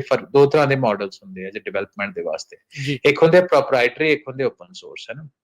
ਜੀ ਸੌਫਟਵੇਅਰ ਦੇ ਵਿੱਚ ਇਹ ਕੰਮ ਬਹੁਤ ਚੱਲਦਾ ਕਿ ਓਪਨ ਸੋਰਸ ਇਸ ਤਰ੍ਹਾਂ ਹੁੰਦਾ ਕਿ ਤੁਸੀਂ ਡਿਵੈਲਪ ਕਰਕੇ ਉਹਨੂੰ ਪਬਲਿਕ ਕਰ ਦਿੰਦੇ ਹੋ, ਠੀਕ ਆ। ਜਦੋਂ ਪਬਲਿਕ ਜਿੱਦਾਂ ਲਿਨਕਸ ਬੇਸ ਆਪਰੇਟਿੰਗ ਸਿਸਟਮ ਆ ਤੇ ਵਿੰਡੋਜ਼ ਬੇਸ ਆਪਰੇਟਿੰਗ ਸਿਸਟਮ ਜਾਂ ਮੈਕ ਬੇਸ ਆਪਰੇਟਿੰਗ ਸਿਸਟਮ, ਇਹਦੀ ਆਪਾਂ ਐਗਜ਼ਾਮਪਲ ਲੈ ਲਈ। Windows base operating system Microsoft ਤੇ ਆ, ਉਹਨਾਂ ਦੀ ਪ੍ਰੋਪਰਾਈਟਰੀ ਆ, ਯਾਨੀ ਕਿ ਲਿਨਕਸ ਬੇਸ ਜਿਹੜੇ ਆਪਰੇਟਿੰਗ ਸਿਸਟਮ ਆ ਉਹ ਪਬਲਿਕ ਆ, ਉਹ ਫ੍ਰੀ ਯੂਜ਼ ਆ, ਕੋਡ ਅਵੇਲੇਬਲ ਆ, ਤੁਸੀਂ ਉਹਨੂੰ ਆਪਣੇ ਹਿਸਾਬ ਦੇ ਨਾਲ ਆਲਟਰ ਕਰ ਸਕਦੇ ਜੋ ਮਰਜ਼ੀ ਆਲਟਰ ਕਰ ਸਕਦੇ ਹੋ, ਹਨਾ। ਉਹਦਾ ਜਿਹੜਾ ਬੇਸਿਕ ਹੈਗਾ, ਜਦ ਕਿ ਜਿਹੜੇ ਕਲੋਜ਼ਡ ਮਾਡਲ ਹੁੰਦੇ ਆ, ਹਨਾ, ਜਾਂ ਪ੍ਰੋਪਰਾਈਟਰੀ ਮਾਡਲ ਕਹਿ ਦਿੰਦੇ ਆ, ਸੋ ਉਹਨਾਂ ਦੇ ਵਿੱਚ ਉਹਨਾਂ ਨੂੰ ਤੁਸੀਂ ਬਿਲਕੁਲ ਬਹੁਤ ਉਹਦਾ ਤੇ ਸੋਰਸ ਕੋਡ ਜਿਹੜਾ ਉਹ ਨਹੀਂ ਚੇਂਜ ਕਰ ਸਕਦੇ ਕਿਉਂਕਿ ਤੁਹਾਨੂੰ ਪਤਾ ਨਹੀਂ ਹੁੰਦਾ ਜਿਹੜਾ ਦਾ ਸੋਰਸ ਕੋਡ ਓਪਨ ਹੁੰਦਾ। ਸੋ ਇਹ ਰਾਜਕਰ ਇਹਨਾਂ ਕੀ ਕੀਤਾ ਕਿ ਜਿਹੜਾ ਕਾਸਮੋਸ ਫਾਊਂਡੇਸ਼ਨ ਮਾਡਲ ਹੈ ਇਹਨੂੰ ਓਪਨ ਸੋਰਸ ਕੀਤਾ ਤਾਂ ਕਿ ਇੱਕ ਬੇਸਿਕ ਜਿਹਾ ਜਿਹੜਾ AI ਮਾਡਲ ਆ ਬਣਾ ਕੇ ਸਾਰੇ ਸਾਹਮਣੇ ਰੱਖ ਦਿੱਤਾ ਕਿ ਇਹਨੂੰ ਅਸੀਂ ਰੋਬੋਟਿਕਸ ਦੇ ਵਿੱਚ ਯੂਜ਼ ਕਰਾਂਗੇ, ਹੈ ਨਾ। ਸੋ ਉਹਦਾ ਬੈਨੀਫਿਟ ਰਾਜਕਰ ਨਹੀਂ ਹੁੰਦਾ ਕਿ ਵੱਖ-ਵੱਖ ਕੰਪਨੀਜ਼ ਆ ਉਹਨਾਂ ਨੂੰ ਹੁਣ ਲਾਇਸੈਂਸਿੰਗ ਦੀ ਉਸ ਹਿਸਾਬ ਦੇ ਨਾਲ ਲੋੜ ਨਹੀਂ ਆ। ਉਹਦੇ ਵਿੱਚ ਅਫਕੋਰਸ ਕੁਝ ਲਿਮਿਟੇਸ਼ਨਸ ਹੁੰਦੀਆਂ ਕਿ ਤੁਸੀਂ ਜੋ ਵਿੱਚ ਡਿਵੈਲਪਮੈਂਟ ਕਰਕੇ ਗਾਂ ਤੋਰਦੇ ਉਹਨੂੰ ਵੀ ਤੁਹਾਨੂੰ ਓਪਨ ਸੋਰਸ ਕਰਨਾ ਪੈਂਦਾ, ਤੇ ਜੇ ਤੁਸੀਂ ਨਹੀਂ ਕਰਦੇ ਉਹਦੇ ਵੱਖਰੇ ਕੰਡੀਸ਼ਨਸ ਹੁੰਦੀਆਂ ਵਾ। ਪਰ ਮੋਟੇ ਤੌਰ ਦੇ ਉੱਤੇ ਇਹ ਹੈ ਕਿ ਉਹਨਾਂ ਨੂੰ ਪਬਲਿਕ ਕਰ ਦਿੱਤਾ ਐਨਵੀਡੀਆ ਨੇ, ਤੇ ਇਹ ਕਹਿੰਦੇ ਕਿ ਇਹਦੇ ਹੁਣ ਅਸੀਂ ਪ੍ਰੋਸੈਸਿੰਗ ਪਾਈਪਲਾਈਨ ਬਣਾਈ ਆ ਜਿਹੜੇ ਕਿ they will advance the development of physical AI systems, ਠੀਕ ਆ। ਫਿਜ਼ੀਕਲ AI ਦਾ ਮਤਲਬ ਰੋਬੋਟਿਕਸ ਹੋ ਗਿਆ, ਆਟੋਨੋਮਸ ਵਹੀਕਲ ਹੋ ਗਿਆ ਨਾ, ਉਹਨਾਂ ਦੇ ਇਹ ਸਾਰਾ ਦਾ ਸਾਰਾ ਡੇਟਾ ਇੱਥੇ ਪਿਆ, ਇਹਨੂੰ ਤੁਸੀਂ ਇਹਨੂੰ ਯੂਜ਼ ਕਰਕੇ ਤੁਸੀਂ ਇਦਾਂ ਦੀ ਆਟੋਮੇਟਿਡ ਚੀਜ਼ਾਂ ਜਿਹੜੀਆਂ ਬਣਾ ਸਕਦੇ ਹੋ। ਸੋ ਇਹ ਰਾਜਕਰਨ ਨੂੰ ਇਸ ਲਈ ਵੀ ਲਿਆ ਜਾ ਸਕਦਾ ਕਿਉਂਕਿ ਜਿਹੜੀਆਂ ਅੱਗੇ ਮੈਂ ਗੱਲ ਕੀਤੀ ਸੀ ਨਾ ਏਸ਼ੀਆ ਬੇਸਡ ਰੋਬੋਟਿਕਸ ਤੇ ਆਟੋਮੇਟਿਵ ਕੰਪਨੀਆਂ ਨਾ 1X ਹੋ ਗਈ, ਏਜਾਈਲ ਰੋਬੋਟਸ ਹੋ ਗਏ, Fourier Galbot ਹੋ ਗਏ, ਹਿਲਬੋਟ, ਹੈ ਨਾ, ਨਿਊਰਾ ਰੋਬੋਟਿਕਸ ਹੋ ਗਏ ਜੀ ਵਗੈਰਾ ਵਗੈਰਾ, ਈਵਨ ਐਕਸਪੈਂਕ ਜਿਹੜੀ ਚਾਈਨੀਜ਼ ਕੰਪਨੀਆਂ ਕਾਰਾਂ ਬਣਾਉਣ ਵਾਲੀਆਂ। ਤੇ ਇਹ ਕੁਛ ਜਿਹੜੀ ਕੰਪਨੀਜ਼ ਆ ਇਹਨਾਂ ਨੇ ਕਿਹਾ ਵੀ ਠੀਕ ਆ ਅਸੀਂ ਜਿਹੜਾ ਇਹ ਕਾਸਮੋਸ ਦਾ ਮਾਡਲ ਹੈ ਇਹਨੂੰ ਅਪਣਾਵਾਂਗੇ। ਸੋ ਇਹਦੇ ਵਿੱਚ ਇਹ ਦੇਖੋ ਕਿ ਇਹ ਵੱਡੀਆਂ ਕੰਪਨੀਜ਼ ਆ, ਵੱਡੇ ਨਾਮ ਆ। ਇੱਕ ਆਪਾਂ ਉਬਰ ਦੀ ਵੀ ਗੱਲ ਕਰ ਲਈ, ਉਬਰ ਵੀ ਉਹਨਾਂ ਚੋਂ ਇੱਕ ਸੀ। ਸੋ ਇਹ ਜਦੋਂ ਵੱਡੇ ਜਿਹੜੇ ਨਾਂ ਹੈਗੇ ਜਦੋਂ ਇਹ ਇਸ ਮਾਡਲ ਨੂੰ ਯੂਜ਼ ਕਰਨਗੇ, ਕਾਸਮੋਸ ਮਾਡਲ ਨੂੰ ਉਹਦੇ ਤੇ ਡਿਵੈਲਪਮੈਂਟ ਕਰਨਗੇ, ਡਿਵੈਲਪਮੈਂਟ ਨੂੰ ਇੱਕ ਸਟੈਪ ਅੱਗੇ ਲੈ ਕੇ ਜਾਣਗੇ, ਤੁਸੀਂ ਇਹਦੇ ਤੋਂ ਇਹ ਹਿਸਾਬ ਲਾਓ ਕਿ ਕਿੰਨੀ ਫੰਡਿੰਗ ਇਸ ਮਾਡਲ ਦੀ ਡਿਵੈਲਪਮੈਂਟ ਦੇ ਵਿੱਚ ਹੋਏਗੀ। ਸੋ ਇਹਨੂੰ ਇੱਕ ਹਿਸਾਬ ਦੇ ਨਾਲ ਇਹ ਕਿਹਾ ਜਾ ਸਕਦਾ, ਜਿਹੜੇ ਜੈਨਸਨ ਹੁਆਂਗ ਆ CEO ਐਨਵੀਡੀਆ ਦੇ, ਉਹ ਕਹਿੰਦੇ chat GPT movement for robotics is coming. ਅੱਛਾ, ਠੀਕ ਆ, ਕਹਿੰਦਾ ਹੁਣ ਜਸਟ ਮੈਟਰ ਆਫ ਟਾਈਮ ਆ ਵੀ ਜਿਹੜੇ ਲਾਰਜ ਲੈਂਗੁਏਜ ਮਾਡਲ ਆ ਜਾਂ ਵਰਲਡ ਫਾਊਂਡੇਸ਼ਨ ਮਾਡਲ ਆ ਅਸੀਂ ਜਿਹੜੇ ਜਨਰੇਟ ਕਰ ਰਹੇ ਆ ਬਹੁਤ ਜ਼ਰੂਰੀ ਆ ਟੂ ਐਡਵਾਂਸ ਦ ਰੋਬੋਟਿਕਸ ਤੇ ਆਟੋਨੋਮਸ ਵਹੀਕਲ ਦੀ ਡਿਵੈਲਪਮੈਂਟ ਦੇ ਉੱਤੇ, ਠੀਕ ਆ। ਕਿਉਂਕਿ ਹੁਣ ਤੱਕ ਤੇ ਅਸੀਂ ਰਾਜਕਰ ਨੇ ਹੀ ਦੇਖਿਆ ਨਾ ਕਿ ਜਿਹੜੀ ਵੱਡੀਆਂ ਕੰਪਨੀਆਂ ਜਿਨ੍ਹਾਂ ਕੋਲ ਬਹੁਤ ਸਰਮਾਇਆ ਉਹੀ ਇਦਾਂ ਦੀ ਟੈਕਨੋਲੋਜੀ ਨੂੰ ਆਪਣੇ ਯੂਜ਼ ਕਰਕੇ ਅੱਗੇ ਲਿਜਾ ਸਕਦੇ ਆ, ਪਰ ਵਰਡ ਅਬਾਊਟ ਜਿਹੜੇ ਪਿੱਛੇ ਲੋਕੀ ਰਹਿ ਜਾਂਦੇ ਆ, ਛੋਟੀ ਕੰਪਨੀਆਂ ਜਾਂ ਜਿਨ੍ਹਾਂ ਨੇ ਕੋਈ ਫੰਡ ਨਹੀਂ ਹੁੰਦੇ ਜਾਂ ਸਟਾਰਟਅਪਸ ਕੁਝ ਉਹਨਾਂ ਕੋਲ ਇਨੋਵੇਟਿਵ ਆਈਡੀਆ ਉਹ ਡਿਵੈਲਪ ਕਰਨੇ ਚਾਹੀਦੇ, ਹੁਣ ਉਹਨਾਂ ਦੇ ਲਈ ਵੀ ਇਸ ਦੇ ਲਈ ਇੱਕ ਗੁੱਡ ਓਪਰਚੁਨਿਟੀ ਆ ਕਿਉਂਕਿ ਕਾਸਮੋਸ ਮਾਡਲ ਡਿਵੈਲਪ ਹੋਇਆ। ਸੋ ਉਹ ਤਾਂ ਕਿ ਉਹ ਇਸ ਮਾਡਲ ਨੂੰ ਯੂਜ਼ ਕਰਕੇ ਆਪਣਾ ਜਿਹੜਾ ਪ੍ਰੋਡਕਟ ਆ ਮਾਰਕੀਟ ਦੇ ਵਿੱਚ ਲੈ ਕੇ ਆ ਸਕਦੇ। ਸੋ ਇਹਦੇ ਨਾਲ ਆਪਾਂ ਨੂੰ ਜਿਹੜੀ ਡਿਵੈਲਪਮੈਂਟ ਆ ਡੈਫੀਨਿਟਲੀ ਸਪੀਡ ਅਪ ਹੋਏਗੀ। ਜੀ ਬਿਲਕੁਲ। ਬਹੁਤ ਸਾਰੇ ਜਿਹੜੇ ਗੇਮਰਸ ਆ ਉਹਨਾਂ ਨੇ ਵੇਖਿਆ ਹੋਣਾ ਵੀ ਸ਼ਾਇਦ ਜਿਹੜੇ ਐਨਵੀਡੀਆ ਦੇ ਗੇਮਿੰਗ ਕਾਰਡਸ ਆ RTX 5090s ਉਹਦਾ ਜਿਹੜਾ ਉਹ ਜ਼ਿਆਦਾ ਜਿਹੜਾ ਉਹ ਜੋਰ ਰਿਹਾ, ਉਹ ਵੀ ਮਹਿੰਗੇ ਬੜੇ ਆ, $2,000 ਤੱਕ ਦੇ ਜਿਹੜੇ ਕਾਰਡਸ ਆ, ਗ੍ਰਾਫਿਕ ਕਾਰਡ ਆ ਉਹ ਆਏ ਆ। ਸੋ ਹਰ ਇੱਕ ਨੇ ਹਰ ਇੱਕ ਚੀਜ਼ ਵੱਖ-ਵੱਖ ਢੰਗ ਦੇ ਨਾਲ ਦੇਖੀ। ਜਿਹੜੇ ਹੋਰ ਨਵੇਂ ਜਿਹੜੇ ਟ੍ਰੈਂਡ ਆ AI ਦੇ ਨਾਲ ਲੈਸ ਆਪਾਂ ਨੂੰ CES ਦੇ ਵਿੱਚ ਦੇਖਣ ਨੂੰ ਮਿਲੇ। ਆਈ ਥਿੰਕ ਆ ਜਿਹੜੀ ਚੀਜ਼ ਆ ਓਪਨ ਸੋਰਸ ਜਿਹੜਾ ਵਰਲਡ ਫਾਊਂਡੇਸ਼ਨ ਮਾਡਲਸ ਆ ਉਹ ਇੱਕ ਤੇਜ਼ੀ ਦੇ ਨਾਲ ਇਸ ਚੀਜ਼ ਨੂੰ AI ਨੂੰ ਅੱਗੇ ਹੋਰ ਵਧਾਉਣ ਦੀ ਜਿਹੜੀ ਇੱਕ ਚੀਜ਼ ਜਿਹੜੀ ਉਹ ਰਹੇਗੀ, ਤੇ ਸਾਰਿਆਂ ਨੂੰ ਦੇਖਣਾ ਪਊਗਾ ਵੀ ਇਹ ਕਿਹੜੇ ਪਾਸੇ ਵੱਲ ਨੂੰ ਜਿਹੜੀ ਗੱਲ ਇਹ ਵੱਧਦੀ ਹੈਗੀ ਆ। ਇੱਕ ਹੋਰ ਚੀਜ਼ ਆਪਾਂ ਹੁਣ ਸਾਰੀਆਂ ਕੰਪਨੀਜ਼ ਦੇ ਵਿੱਚ ਹਰਵਿੰਦਰ ਜਿਹੜਾ ਉਹ ਦੇਖ ਰਹੇ ਆ, ਜਿਹੜਾ ਡਾਇਵਰਸਿਟੀ ਇਨਕਲੂਜਨ ਵਾਲਾ ਐਕੁਇਟੀ DEI ਜਿਹੜੇ ਆ ਉਹ ਸਾਰੀਆਂ ਚੀਜ਼ਾਂ ਜਿਹੜੀਆਂ ਇਸ ਟਾਈਮ ਉਹ ਉੱਡ ਗਈਆਂ ਆ, ਉਹ ਹੌਲੀ ਹੌਲੀ ਖਤਮ ਹੋ ਰਹੀਆਂ। ਫੇਸਬੁੱਕ ਨੇ ਵੀ ਕਿਹਾ ਵੀ ਉਹ ਆਪਣਾ ਮਹਿਕਮਾ ਬੰਦ ਕਰ ਰਿਹਾ। ਇਹ ਪਹਿਲੀ ਕੰਪਨੀ ਨਹੀਂ, ਇਸ ਤੋਂ ਪਹਿਲਾਂ ਵੀ ਹੋਰ ਬਹੁਤ ਸਾਰੀਆਂ ਕੰਪਨੀਆਂ ਨੇ ਇਹ ਡਾਇਵਰਸਿਟੀ ਵਾਲਾ ਜਿਹੜਾ ਕਹਿ ਲਓ ਵੀ ਚੀਜ਼ਾਂ ਐਡ ਹੋਈਆਂ ਸੀ ਉਸ ਨੂੰ ਹੌਲੀ ਹੌਲੀ ਖਤਮ ਕਰ ਦਿੱਤਾ ਹੈ। ਰਾਜਕਰਨ ਆਲਮੋਸਟ ਇਸ ਪਾਸੇ ਨੂੰ ਹੀ ਕੰਮ ਤੁਰਿਆ ਹੋਇਆ ਹੈ ਨਾ। ਅਸੀਂ Amazon ਦਾ ਵੇਖਿਆ, Amazon ਨੇ ਕਾਫੀ ਹੱਦ ਤੱਕ ਖਤਮ ਕਰ ਦਿੱਤੀ, ਹੈ ਨਾ। ਤੇ ਹੁਣ ਲੇਟੈਸਟ ਜਿਹੜੀ ਇੰਟਰਵਿਊ ਆਈ ਆ ਨਾ ਮੈਟਾ ਤੋਂ, ਮਾਰਕ ਜ਼ਕਰਬਰਗ ਹੁਣ ਇੱਕ ਵੱਖਰੀ ਫਾਰਮ ਦੇ ਵਿੱਚ ਬਾਹਰ ਆਏ ਆ, ਆਪਾਂ ਦੇਖਿਆ ਹੈ ਨਾ। ਕੁੰਡਲੇ ਆਪਣੀ ਵਾਲਾ ਸਭ ਵਾਲਾ ਕੁਛ, ਹਾਂਜੀ, ਆਪਣੀ ਸਭ ਕੁਛ ਉਹਨਾਂ ਬਦਲਿਆ ਹੋਇਆ, ਤੇ ਉਹਨਾਂ ਜਿਹੜੀ ਇੱਕ ਹਿਸਾਬ ਨਾਲ ਬਲੇਮ ਗੇਮ ਹੀ ਕਹਿ ਸਕਦੇ ਹੋ, ਜਿਹੜੀ ਏਦਾਂ ਲੱਗਦਾ ਕਿ ਡਿਵਰਸਿਟੀ, ਐਕੁਇਟੀ, ਇਨਕਲੂਜਨ ਜਿਹੜੀ ਕੋਈ ਮਾੜੀ ਚੀਜ਼ ਸੀ, ਕਿਉਂਕਿ ਸਰਕਾਰ ਬਦਲ ਚੁੱਕੀ ਆ, ਰੋਲ ਪਬਲਿਕ ਦਾ ਬਦਲ ਚੁੱਕਾ ਇਸ ਚੀਜ਼ ਨੂੰ ਲੈ ਕੇ। ਡੈਫੀਨੇਟਲੀ ਜਿਹੜੇ ਈਲਨ ਮਸਕ ਆ ਜਾਂ ਹੋਰ ਹੈਗੇ ਆ, ਉਹ ਇਹਨੂੰ ਕਰ ਰਹੇ ਆ ਜ਼ਿਆਦਾ, ਡਿਵਰਸਿਟੀ, ਐਕੁਇਟੀ, ਇਨਕਲੂਜਨ ਜਿਹੜਾ ਪਬਲਿਕ ਡਿਸਕੋਰਸ ਦੇ ਵਿੱਚ ਇਹਨੂੰ ਨੈਗੇਟਿਵ ਤੌਰ ਦੇ ਉੱਤੇ ਸ਼ੋ ਕਰ ਰਹੇ ਆ। ਸੋ ਉਹਦੀ ਬੈਕਲੈਸ਼ ਜਿਹੜੀ ਆਪਾਂ ਦਿਖਣੀ ਸ਼ੁਰੂ ਹੋ ਗਈ, ਤੇ ਉਹਨਾਂ ਨੇ ਜਿਹੜੇ ਮੈਟਾ ਦੇ ਪੁਰਾਣੇ CEO ਆ, ਯਾਨੀ ਕਿ ਚੀਫ ਆਪਰੇਟਿੰਗ ਅਫਸਰ ਆ, ਸ਼ੈਰਲ ਸੈਂਡਬਰਗ, ਕਿਸੇ ਟਾਈਮ ਦੇ ਉੱਤੇ ਉਹਨਾਂ ਦਾ ਕਾਫੀ ਨਾਂ ਹੁੰਦਾ ਸੀ, ਮੈਟਾ ਤੋਂ ਪਹਿਲਾਂ ਗੂਗਲ ਦੇ ਵਿੱਚ ਕਾਫੀ ਉਹਨਾਂ ਕੰਮ ਕੀਤਾ। ਸੋ ਉਹਨਾਂ ਨੇ ਜਿਹੜੀ ਸਾਰੀ ਬਲੇਮ ਗੇਮ ਆ ਉਹਦੇ ਉੱਤੇ ਸਿੱਟੀ ਕੇ ਕਹਿੰਦੇ, ਮੈਂ ਤਾਂ ਜ਼ਕਰਬਰਗ ਨੇ ਪੋਡਕਾਸਟ ਦੇ ਵਿੱਚ ਕਿਹਾ, ਮੈਂ ਆਪ ਤਾਂ ਕਹਿੰਦਾ ਟੈਕਨੀਕਲ ਪਾਸੇ ਧਿਆਨ ਦਿੰਦਾ ਰਿਹਾ, ਜਿਹੜਾ ਆਪਰੇਟਿੰਗ ਅਫਸਰ ਹੈਗੀ ਸੀ ਸ਼ੈਰਲ ਸੈਂਡਬਰਗ, ਉਹੀ ਸਾਰੀ ਦੇਖ ਰੇਖ ਕਰਦੀ ਸੀ, ਤੇ DEI ਵੀ ਜਿਹੜੀ ਮੈਟਾ ਦੇ ਵਿੱਚ ਉਹਦੀ ਬ੍ਰੇਨ ਚਾਈਲਡ ਸੀ। ਸੋ ਪਰ ਕਿਉਂਕਿ 2022 ਦੇ ਵਿੱਚ ਉਹ ਮੈਟਾ ਤੋਂ ਚਲੀ ਗਈ ਆ, ਸੋ ਹੁਣ ਅਸੀਂ ਜਿਹੜੇ ਇਨੀਸ਼ੀਏਟਿਵਸ ਆ ਉਹ ਵਾਪਸ ਲੈ ਰਹੇ ਆ, ਤੇ ਉਸ ਤੋਂ ਇਲਾਵਾ ਜਿਹੜੇ ਫੈਕਟ ਚੈਕਿੰਗ ਵੀ ਆ ਟਵਿੱਟਰ ਦੇ ਵਾਂਗੂ, ਉਹ ਵੀ ਮੈਟਾ ਨੇ ਕਿਹਾ ਵੀ ਅਸੀਂ ਉਹ ਖਤਮ ਕਰ ਦਿੱਤੇ ਆ। ਨਾਲ ਦੀ ਨਾਲ ਉਹਨਾਂ, ਆਈ ਥਿੰਕ ਜੇ ਮੈਂ ਗਲਤ ਨਾ ਹੋਵਾਂ, ਤੇ 4-5% ਲੇ ਆਫ ਦਾ ਵੀ ਉਹਨਾਂ ਸਾਈਨ ਦਿੱਤਾ ਕਿ ਹੁਣ ਅਸੀਂ ਲੇ ਆਫ ਹੀ ਕਰਨੇ ਆ। ਹਾਂ ਸੱਚ, ਇੱਕ ਗੱਲ ਇੱਥੇ ਹੋਰ ਮੈਂਸ਼ਨ ਕਰਨੀ ਬਹੁਤ ਜ਼ਰੂਰੀ ਆ, ਜੇ ਪਰਸੋਂ ਚੌਥ ਦੀ ਗੱਲ ਹੀ ਆ, ਮੈਟਾ ਨੇ ਹੀ ਇਸੇ ਗੱਲਬਾਤ ਦੇ ਦੌਰਾਨ ਇਹ ਕਿਹਾ ਵੀ ਹੁਣ ਅਸੀਂ 2025 ਦੇ ਵਿੱਚ ਕੋਈ ਨਵਾਂ software engineer, mid level software engineer hire ਨਹੀਂ ਕਰਨਾ। AI ਕਰੇਗੀ ਕੰਮ, AI ਹੀ ਸਾਰਾ ਜਿਹੜਾ ਸੌਫਟਵੇਅਰ ਇੰਜੀਨੀਅਰਿੰਗ ਦਾ ਕੰਮ ਲੰਮੀ ਚੌੜੀ ਜੋ ਰੋਗਨ ਦੀ ਜਿਹੜੀ ਪੋਡਕਾਸਟ ਦੇ ਉੱਤੇ ਇਸਨੇ ਗੱਲਾਂ ਕੀਤੀਆਂ, ਬਿਲਕੁਲ ਇਹ ਚੀਜ਼ਾਂ ਧਿਆਨ ਦੇਣ ਵਾਲੀਆਂ। ਹਰਵਿੰਦਰ, ਕਿਉਂ ਆਪਾਂ ਬਾਰ-ਬਾਰ ਕਹਿੰਦੇ ਰਹੇ ਆ ਸਾਰੀਆਂ ਚੀਜ਼ਾਂ, ਹੁਣ ਉਹ ਜਿਹੜੇ ਮਾਲਕ ਨੇ, ਜਿਹੜੇ ਕੰਪਨੀਆਂ ਚਲਾਉਂਦੇ ਆ, ਉਹ ਵੀ ਉਹੀ ਚੀਜ਼ ਆਖ ਰਹੇ ਆ ਜੀ। ਹਾਂਜੀ, ਸੋ ਇਹ ਕਈ ਵਾਰ ਨਾ ਰਾਈਟਿੰਗ ਔਨ ਦਾ ਵਾਲ ਹੁੰਦੀ ਹੈ ਰਾਜਕਰ ਨੂੰ, ਆਪਾਂ ਨੂੰ ਦੇਖ ਲੈਣੀ ਚਾਹੀਦੀ ਆ, ਤੇ ਜੇ ਨਹੀਂ ਦੇਖਣੀ ਤੇ ਸਾਡੀ ਮਰਜ਼ੀ ਆ, ਪਰ ਕਈ ਵਾਰ ਚੀਜ਼ਾਂ ਜਿਹੜੀ ਸਾਨੂੰ ਕਾਫੀ ਕਲੀਅਰ ਹੋ ਸਕਦੀਆਂ ਨਾ। 2 ਸਾਲ ਹੋ ਗਏ ਸਾਨੂੰ ਇਸ ਚੀਜ਼ ਕਹਿੰਦੇ ਆ, ਤੇ ਹੁਣ ਮੈਟਾ ਵਰਗੀ ਇੱਕ ਵੱਡੀ ਕੰਪਨੀ ਜਿਹੜਾ ਸੌਫਟਵੇਅਰ ਡਿਵੈਲਪਰ ਮਿਡ ਲੈਵਲ ਕੋਈ $500,000 ਦੇ ਆਸ-ਪਾਸ ਜਿਹੜੀ ਉਹਦੀ ਪੇ ਹੁੰਦੀ ਆ, ਹਨਾ, ਇਨਕਲੂਡਿੰਗ ਜਿਹੜੇ ਉਹਨਾਂ ਨੂੰ ਗ੍ਰਾਂਟਸ ਵਗੈਰਾ ਮਿਲਦੀਆਂ, ਸੋ ਗਿਵ ਔਰ ਟੇਕ, ਹਨਾ, ਇਹ ਤੋਂ ਜ਼ਿਆਦਾ ਵੀ ਹੋ ਸਕਦੀ ਆ। ਸੋ 2025 ਦੇ ਵਿੱਚ ਉਹਨਾਂ ਕਿਹਾ ਸੀ ਕੋਈ ਵੀ ਇੰਜੀਨੀਅਰ ਜਿਹੜਾ ਉਹ ਹਾਇਰ ਨਹੀਂ ਕਰਨਾ।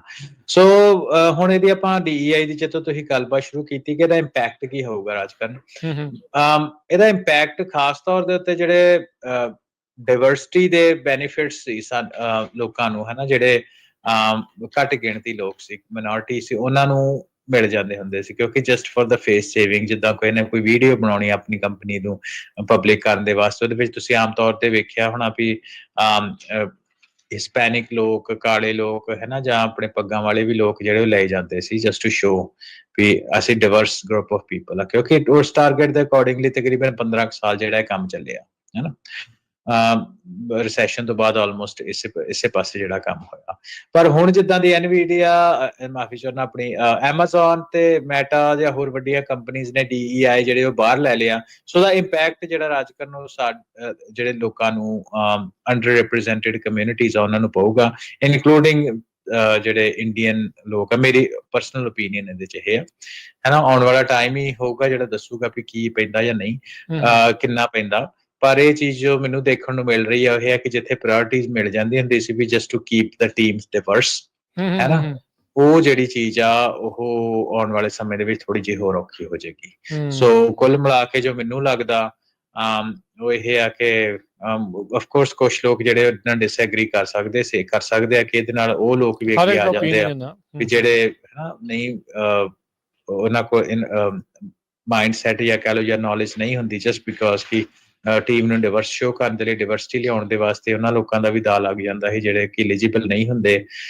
ਪਰ ਇਦਾਂ ਦੇ ਕੋਈ ਵੀ ਤੁਸੀਂ ਪਾਲਿਸੀ ਲੈ ਕੇ ਆਉਨੇ ਹੋ ਤੇ ਕੁਛ ਨਾ ਕੁਛ ਉਹਦਾ ਬੈਕ ਸਾਈਡ ਦੇ ਉੱਤੇ ਹੁੰਦਾ ਹੀ ਆ। ਪਰ ਮੈਨੂੰ ਇਹ ਲੱਗਦਾ ਕਿ ਜਿਹੜੇ ਘੱਟ ਗਿਣਤੀ ਲੋਕ ਹੋਣਗੇ ਉਹਨਾਂ ਦਾ ਥੋੜਾ ਜਿਹਾ ਅੱਗੇ ਆਉਣ ਵਾਲੇ ਟਾਈਮ ਦੇ ਵਿੱਚ ਇਹ ਪਾਲਿਸੀਜ਼ ਵਿੱਚ ਨਾ ਹੋਣ ਕਰਕੇ, ਕੰਪਨੀਆਂ ਦੀ ਪਾਲਿਸੀ ਵਿੱਚ ਨਾ ਹੋਣ ਕਰਕੇ ਇਹਦਾ ਨੁਕਸਾਨ ਹੋਏਗਾ। ਜੀ ਬਿਲਕੁਲ। ਸੋ ਲੈਟਸ ਸੀ ਕਿ ਇਸ ਓਵਰਆਲ ਜਿਹੜਾ ਉਹ ਦੇਖਦੇ ਹਾਂ। ਅਗਲੀ ਹਰਵਿੰਦਰ ਗੱਲ ਕਰਦੇ ਹਾਂ ਫੈਕਟ ਚੈਕਿੰਗ। ਇਹੀ ਜਿਹੜੀ ਜ਼ਕਰਬਰਗ ਆ ਜਿਹੜਾ ਇਸ ਟਾਈਮ ਪੂਰੀ ਤਰ੍ਹਾਂ ਟੈਕ ਬਰੋ ਜਿਹੜਾ ਹੋ ਗਿਆ, ਉਹ ਵੀ ਦੇਖਦੇ ਆ। ਦੇਖੋ ਕੰਪਨੀਆਂ ਦਾ, ਮੈਂ ਇੱਕ ਚੀਜ਼ ਤੇ ਜਿਹੜੀ ਬਾਟਮ ਲਾਈਨ ਜਿਹੜੀ ਤੁਸੀਂ ਇੱਕ ਇਸ ਐਂਗਲ ਤੋਂ ਜਿਹੜੀ ਦੱਸਦੇ, ਮੈਂ ਇੱਕ ਹੋਰ ਐਂਗਲ ਨਾਲ ਵੀ ਦੇਖਦਾ ਆ। ਉਹ ਇਹਦੇ ਵਿੱਚ ਇਹ ਆ ਹਰਵਿੰਦਰ ਵੀ, ਬਹੁਤ ਸਾਰੀਆਂ ਜਿਹੜੀਆਂ ਕੰਪਨੀਆਂ ਜਦੋਂ ਕੋਈ ਟ੍ਰੈਂਡ ਚੱਲ ਰਿਹਾ ਉਹਨੂੰ ਫੋਲੋ ਕਰਦੀਆਂ ਤੇ ਥਿੰਕ ਵੀ ਉਹਦੇ ਨਾਲ ਉਹਨਾਂ ਨੇ ਮਨੀ ਬਣਾਉਣੀ ਆ। ਇਹ ਨਹੀਂ ਆ ਵੀ ਉਹਨਾਂ ਨੇ ਨਹੀਂ ਬਣਾਈ ਹੋਊਗੀ, ਪਰ ਇਵੈਂਚੁਅਲੀ ਜਦੋਂ ਹੁਣ ਮਨੀ ਡਰਾਈ ਆਊਟ ਹੋਣੀ ਸ਼ੁਰੂ ਹੋ ਜੇ ਤੇ ਉਹਨਾਂ ਨੂੰ ਪੁਸ਼ਬੈਕ ਜ਼ਿਆਦਾ ਸਾਹਮਣਾ ਕਰਨਾ ਪਵੇ। ਬਡ ਲਾਈਟ ਦੀ ਐਗਜ਼ਾਮਪਲ ਆ ਪਿਛਲੇ ਸਾਲ ਦੀ ਹੋਈ, ਉਹਨਾਂ ਦੀ ਇੱਕ ਜਿਹੜੀ ਐਡ ਤੋਂ ਬਾਅਦ ਦੇ ਵਿੱਚ ਇੰਨਾ ਕੁ ਰੌਲਾ ਪਿਆ, ਲੋਕਾਂ ਨੇ ਅੱਗਾਂ ਲਾਤੀਆਂ, ਗੋਲੀਆਂ ਚਲਾਤੀਆਂ, ਬਡ ਲਾਈਟ ਨੂੰ ਇਗਨੋਰ ਕਰ ਦਿੱਤਾ। ਅਗਲਿਆਂ ਨੇ ਹੌਲੀ ਹੌਲੀ ਚੀਜ਼ ਜਿਹੜੀ ਉਹ ਵਾਪਸ ਲੈ ਲਈ। ਜਿਹੜਾ ਸੋਸ਼ਲ ਮੀਡੀਆ ਪਲੇਟਫਾਰਮਸ ਆ ਉਹ ਹੁਣ ਬਹੁਤ ਜ਼ਿਆਦਾ ਰਾਈਟ ਵਿੰਗ ਜਿਹੜਾ ਲੀਨਿੰਗ ਜਿਹੜਾ ਇਸ ਟਾਈਮ ਸਾਰੇ ਪਾਸੇ ਬਣ ਰਿਹਾ। ਕਿਸੇ ਟਾਈਮ ਤੇ ਇਹੀ ਸੋਸ਼ਲ ਮੀਡੀਆ ਲੈਫਟ ਵਿੰਗ ਜਿਹੜਾ ਆ ਉਹ ਲੀਨਿੰਗ ਹੁੰਦਾ ਸੀ। ਇਹਨੇ ਹੁਣ ਪਾਸਾ ਜਿਹੜਾ ਊਂਠ ਨੇ ਕਰਵਟ ਜਿਹੜੀ ਉਹ ਬਦਲੀ ਆ, ਤੇ ਉਸ ਨੂੰ ਦੇਖਦੇ ਹੋਏ ਇਹਦੇ ਜਿਹੜੇ ਮਾਲਕ ਆ ਵੀ ਉਹ ਵੀ ਦੇਖਦੇ ਆ ਵੀ ਕਿੱਧਰੋਂ ਡਾਲਰ ਬਣਨੇ ਆ, ਕਿੱਧਰ ਮਨੀ ਜਿਹੜੀ ਆ ਰਹੀ ਆ, ਤੇ ਉਧਰਲੇ ਪਾਸੇ ਨੂੰ ਜਿਹੜੇ ਉਲਰ ਗਏ ਆ, ਤੇ ਐ ਉਲਰੇ ਵੀ ਇਸ ਟਾਈਮ ਪੂਰੇ ਉਸੇ ਤਰੀਕੇ ਦੇ ਨਾਲ ਆ। ਸੋ ਲੈਫਟ ਵਾਲਿਆਂ ਨੂੰ ਹੁਣ ਇੰਨਾ ਨਹੀਂ ਗੁੱਸਾ ਕਰਨਾ ਚਾਹੀਦਾ, ਜਿਹੜੇ ਇੱਕ ਟਾਈਮ ਦੇ ਉੱਤੇ ਇਹਨਾਂ ਦਾ ਵੀ ਉਹਨਾਂ ਨੇ ਪੂਰਾ ਸਾਥ ਦਿੱਤਾ ਸੀ, ਹੁਣ ਉਹ ਰਾਈਟ ਵੱਲ ਨੂੰ ਜਿਹੜਾ ਉਹ ਹੋਏ ਆ। ਸੋ ਇਹ ਆਈ ਥਿੰਕ ਇਹ ਪਾਰਟ ਆ। ਪਰ ਇਹ ਵੀ ਜਦੋਂ ਮਨੀ ਡਰਾਈ ਆਊਟ ਹੋਣੀ ਸ਼ੁਰੂ ਹੋ ਜੇ, ਬਾਟਮ ਲਾਈਨ ਗ੍ਰੀਨ ਕਰੰਸੀ ਆ, ਤੇ ਜਦੋਂ ਉਹ ਘਟ ਜਾਂਦੀ ਆ, ਪ੍ਰੋਫਿਟ ਘਟ ਜਾਂਦੇ ਆ, ਤਾਂ ਫਿਰ ਕੰਪਨੀਆਂ ਆਪਣੇ ਆਪ ਆਪਣੇ ਜਿਹੜੇ ਚੇਂਜਿਸ ਜਿਹੜੀਆਂ ਉਹ ਲੈ ਆਉਂਦੀਆਂ। ਸੋ ਇਹ ਸਾਰੀਆਂ ਚੀਜ਼ਾਂ ਆਪਾਂ ਨੂੰ ਇਹ ਵੀ ਇੱਕ ਕਾਰਨ ਮੈਂ ਸੋਚਦਾ ਵੀ ਨਾਲ ਦੇ ਨਾਲ ਜਿਹੜਾ ਉਹ ਡੈਫੀਨੇਟਲੀ ਹੈਗਾ ਆ। ਫੈਕਟ ਚੈਕਿੰਗ ਜੀ ਫੈਕਟ ਚੈਕਿੰਗ ਦੀ ਆਪਾਂ ਹੁਣ ਗੱਲ ਕਰਦੇ ਹਾਂ ਹਰਵਿੰਦਰ ਵੀ। ਫੇਸਬੁੱਕ ਦੇ ਉੱਤੇ ਆਲਰੇਡੀ ਆਪਾਂ ਨੂੰ ਪਤਾ ਵੀ ਕਿੰਨੀ ਡਿਸਇਨਫੋਰਮੇਸ਼ਨ, ਮਿਸਇਨਫੋਰਮੇਸ਼ਨ, ਗਲਤ ਚੀਜ਼ਾਂ ਜਿਹੜੀਆਂ ਉਹ ਚੱਲਦੀਆਂ ਸੀ। ਕਿਤੇ ਫੈਕਟ ਚੈਕਿੰਗ ਹੁੰਦੀ ਸੀ, ਕਮਿਊਨਿਟੀ ਨੋਟਸ ਜਿਹੜੇ ਆ ਉਹ ਆ ਜਾਂਦੇ ਸੀ ਜਾਂ ਉਹ ਹੁੰਦੇ ਸੀਗੇ। ਪਰ ਹੁਣ ਇਵੈਂਚੁਅਲੀ ਉਹਨਾਂ ਸਾਰੀਆਂ ਚੀਜ਼ਾਂ ਤੋਂ ਲਾਂਭੇ ਜਿਹੜਾ ਉਹ ਹੋਇਆ ਜਾ ਰਿਹਾ ਆ। ਫੈਕਟ ਚੈਕਿੰਗ ਨੂੰ ਅਲਵਿਦਾ ਜਿਹੜੀ ਉਹ ਆਖੀ ਜਾ ਰਹੀ ਹੈ। ਕੀ ਇੰਪੈਕਟ ਤੁਸੀਂ ਇਸ ਤੇ ਜਿਹੜਾ ਉਹ ਦੇਖਦੇ? ਹਾਂਜੀ, ਡੈਫੀਨੇਟਲੀ ਫਰਕ ਤਾਂ ਪੈਣਾ ਹੀ ਹੈ ਰਾਜਕਰ ਨੇ। ਜਦੋਂ ਤੁਸੀਂ, ਮੈਂ ਇਹਨਾਂ ਦੀ ਐਗਜ਼ਾਮਪਲ ਲੈਣਾ ਇੱਕ, ਆਪਣੇ ਲੋਕਾਂ ਨੂੰ ਉਹ ਚੀਜ਼ ਨਾਲ ਗੱਲ ਸਮਝ ਆ ਜਾਏਗੀ। ਹੁਣ ਕਾਫੀ ਵੱਡਾ ਇੰਡੀਆ ਦੇ ਵਿੱਚ ਇੱਕ ਇਨਫਰਾਸਟ੍ਰਕਚਰ ਹੈਗਾ WhatsApp ਦਾ, ਹੈ ਨਾ। ਐਗਜ਼ੈਕਟਲੀ। ਤੇ WhatsApp ਦੇ ਵਿੱਚ ਕੋਈ, ਤੇ ਇਹ WhatsApp ਤੋਂ ਆਮ ਲੋਕੀ ਇਹ ਨਹੀਂ ਕਹਿੰਦੇ ਵੀ, ਜਦੋਂ ਆਪਾਂ ਗੱਲ ਕਰਦੇ ਆ ਕਹਿੰਦੇ ਆ ਵੀ ਵਰਡ ਯੂਜ਼ ਕਰਦੇ, ਚਲੋ ਮੈਂ ਤਾਂ ਉਸ ਚੀਜ਼ ਦੇ ਹੱਕ 'ਚ ਨਹੀਂ ਆ, ਭਗਤ ਵਗੈਰਾ ਵਰਡ ਯੂਜ਼ ਕਰਦੇ ਆ, ਉਹਨੂੰ ਇਸ ਹਿਸਾਬ ਦੇ ਨਾਲ ਕਰਦੇ ਆ ਕਿ ਜਿਹੜੇ ਲੋਕ ਬਿਨਾਂ ਸੋਚੇ ਸਮਝੇ ਜਿਹੜੀ ਇਨਫੋਰਮੇਸ਼ਨ ਉਹਨਾਂ ਕੋਲ ਆਏ ਉਹਨੂੰ ਸਮਝ ਲੈਂਦੇ ਆ। ਪਿੱਛ ਲੱਗੂ ਜਿਹੜੇ ਲੋਕ ਨੇ, ਪਿੱਛ ਲੱਗ ਲੋਕ ਹੁੰਦੇ ਆ, ਕੁਛ ਇੱਕ ਵਿਚਾਰਧਾਰਾ ਦੇ ਨਾਲ ਸੰਬੰਧਿਤ, ਉਹਨਾਂ ਦੇ ਅੱਖਾਂ ਕੰਨ ਬੰਦ ਹੋ ਜਾਂਦੇ ਜਦੋਂ ਦੂਸਰੀ ਜਾਣਕਾਰੀ ਨਹੀਂ ਲੈਂਦੇ, ਹੈ ਨਾ। ਇੱਕ ਤਾਂ ਇੱਕ ਕੁਦਰਤੀ ਇੱਕ ਵਰਤਾਰਾ, ਪਰ ਇਹ ਇੱਕ ਆਰਟੀਫਿਸ਼ਲੀ ਤੌਰ ਦੇ ਉੱਤੇ ਵੀ ਕ੍ਰੀਏਟ ਕੀਤਾ ਜਾਂਦਾ ਕਿ ਜਦੋਂ WhatsApp ਗਰੁੱਪ ਦਾ ਇੱਕ ਵੱਡਾ ਉਹ ਹੈਗਾ ਇਨਫਰਾਸਟ੍ਰਕਚਰ, ਜਿਹਦੇ ਉੱਤੇ ਤੁਸੀਂ ਇੱਕ ਤਰ੍ਹਾਂ ਦੀ message over the period of time send ਕਰੀ ਜਾਂਦੇ ਹੋ ਤੇ ਉੱਤੇ ਤੇ ਜਿਹੜੇ ਉਹਨੂੰ ਕੰਟੈਂਟ ਨੂੰ ਕੰਜ਼ਿਊਮ ਕਰਨ ਵਾਲੇ ਉਹਨਾਂ ਦੇ ਵਿਚਾਰਧਾਰਾ ਜਿਹੜੀ ਉਦਾਂ ਦੀ ਬਣ ਜਾਂਦੀ ਹੈ ਨਾ। ਸੋ ਉਹਦੇ ਵਿੱਚ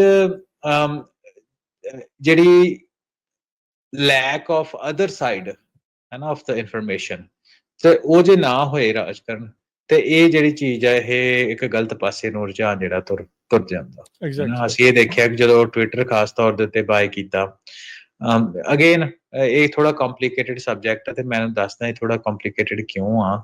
ਗੱਲ ਇਹ ਹੈ ਕਿ ਜਦੋਂ ਕੰਟੈਂਟ ਦੀ ਮੋਡਰੇਸ਼ਨ ਹੋਏ, ਹੈ ਨਾ, ਗੱਲ ਇਹ ਹੈ ਵੀ ਕੰਟੈਂਟ ਨੂੰ ਤੁਸੀਂ ਮੋਡਰੇਟ ਕਰੋ, ਤਾਂ ਉੱਥੇ ਸਵਾਲ ਉੱਠਦਾ ਵੀ ਕੰਟੈਂਟ ਨੂੰ ਮੋਡਰੇਟ ਕਰੇ ਕਿਹੜਾ, ਹੈ ਨਾ। ਹੁਣ ਜਿਹੜਾ ਸਿੱਖਾਂ ਦੇ ਜਿਹੜੇ ਖਾਸ ਤੌਰ ਦੇ ਉੱਤੇ ਇੰਡੀਆ ਦੇ ਵਿੱਚ ਚੈਨਲ ਬੈਨ ਹੁੰਦੇ ਆ, ਤੇ ਉਹਦੇ ਵਿੱਚ ਕੋਈ ਕੰਟੈਂਟ ਜੇ ਮੋਟੇ ਤੌਰ ਦੇ ਉੱਤੇ ਦੇਖਿਆ ਜਾਏ, ਕੋਈ ਏਦਾਂ ਦਾ ਕੰਟੈਂਟ ਤਾਂ ਹੁੰਦਾ ਨਹੀਂ ਆ ਵੀ ਜਿਹੜਾ ਕਿ ਬਹੁਤ ਜ਼ਿਆਦਾ ਘਾਤਕ ਹੋਏ, ਹੈ ਨਾ। ਕੁਝ ਲੋਕਾਂ ਦੇ ਵਿਚਾਰ ਹੀ ਹੁੰਦੇ ਆ, ਹਾਂ ਚਲੋ ਕਿਤੇ ਓਪੀਨੀਅਨ ਬੇਸਡ ਜਿਹੜਾ ਉਹਨੂੰ ਕੀਤਾ ਜਾਂਦਾ ਹੈ ਨਾ ਬੈਨ, ਮੋਟੇ ਤੌਰ ਦੇ ਉੱਤੇ ਇਹ ਕਹਿ ਲਿਆ ਜਾਏ।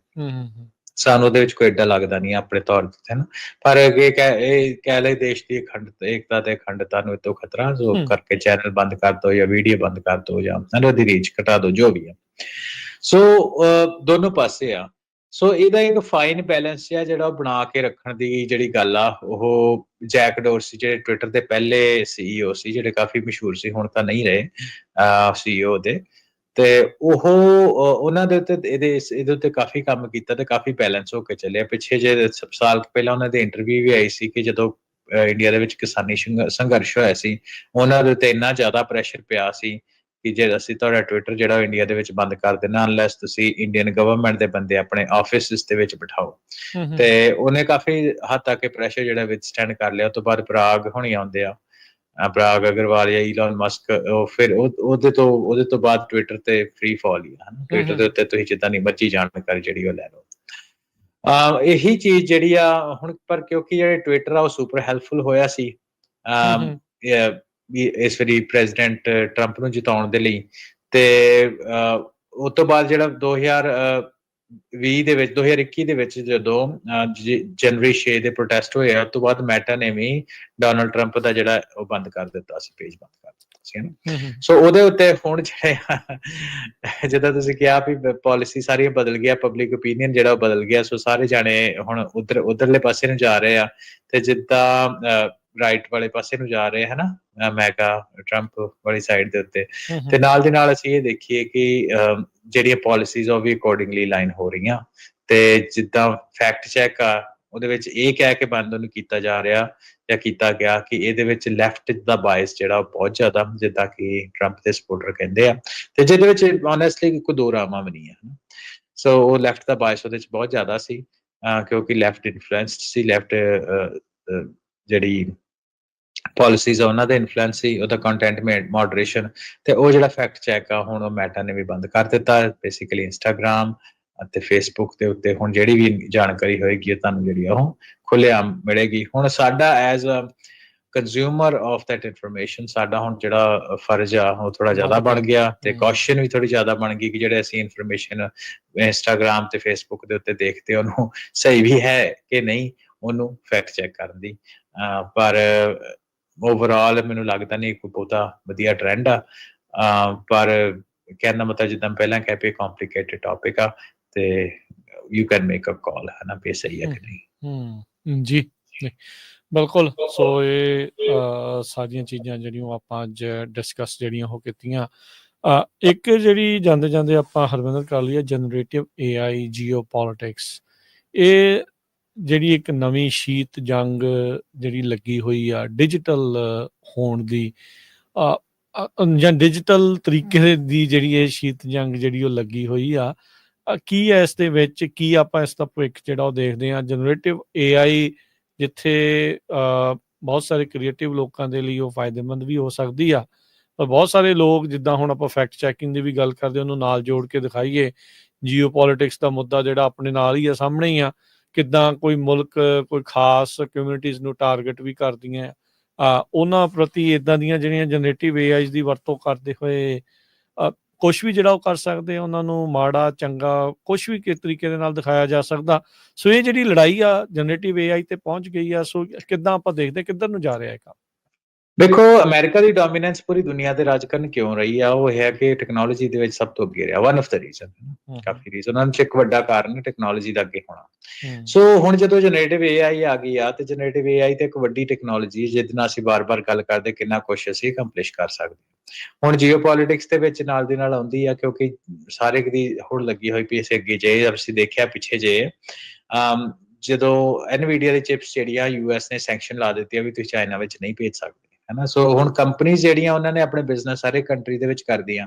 ਸੋ ਚਾਈਨਾ ਇੱਕ ਵੱਡੀ ਮਾਰਕੀਟ ਆ। ਸੋ ਚਾਈਨਾ ਵਿੱਚ ਭੇਜਣ ਨਾ ਭੇਜਣ, ਹੈਨਾ, ਉਹਦੇ ਲਈ ਉਹਨਾਂ ਦੇ ਨਿਊਟਰਲ ਰਹਿਣਾ ਕੰਪਨੀਆਂ ਦੇ ਲਈ ਬਹੁਤ ਔਖਾ ਹੋ ਗਿਆ ਇਸ ਸਾਰੇ ਸਿਸਟਮ ਦੇ ਵਿੱਚ। ਆਪਾਂ ਐਗਜ਼ਾਮਪਲ ਲੈਂਦੇ ਆ ਵੀ ਮੈਟਾ ਦਾ ਸਾਨੂੰ ਪਤਾ ਓਪਨ ਸੋਰਸ ਦਾ ਲਾਮਾ ਮਾਡਲ ਹੈ ਨਾ, LLM ਜਿਹੜਾ ਉਹਨਾਂ ਦਾ ਲਾਮਾ ਮਾਡਲ।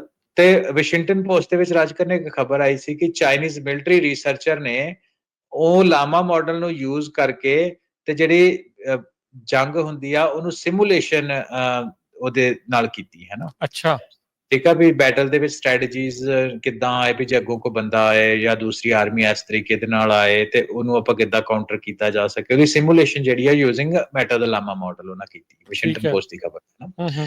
ਸੋ ਹੁਣ ਬੈਕਲੈਸ਼ ਤਾਂ ਉਹਦੀ ਹੋਣੀ ਸੀ।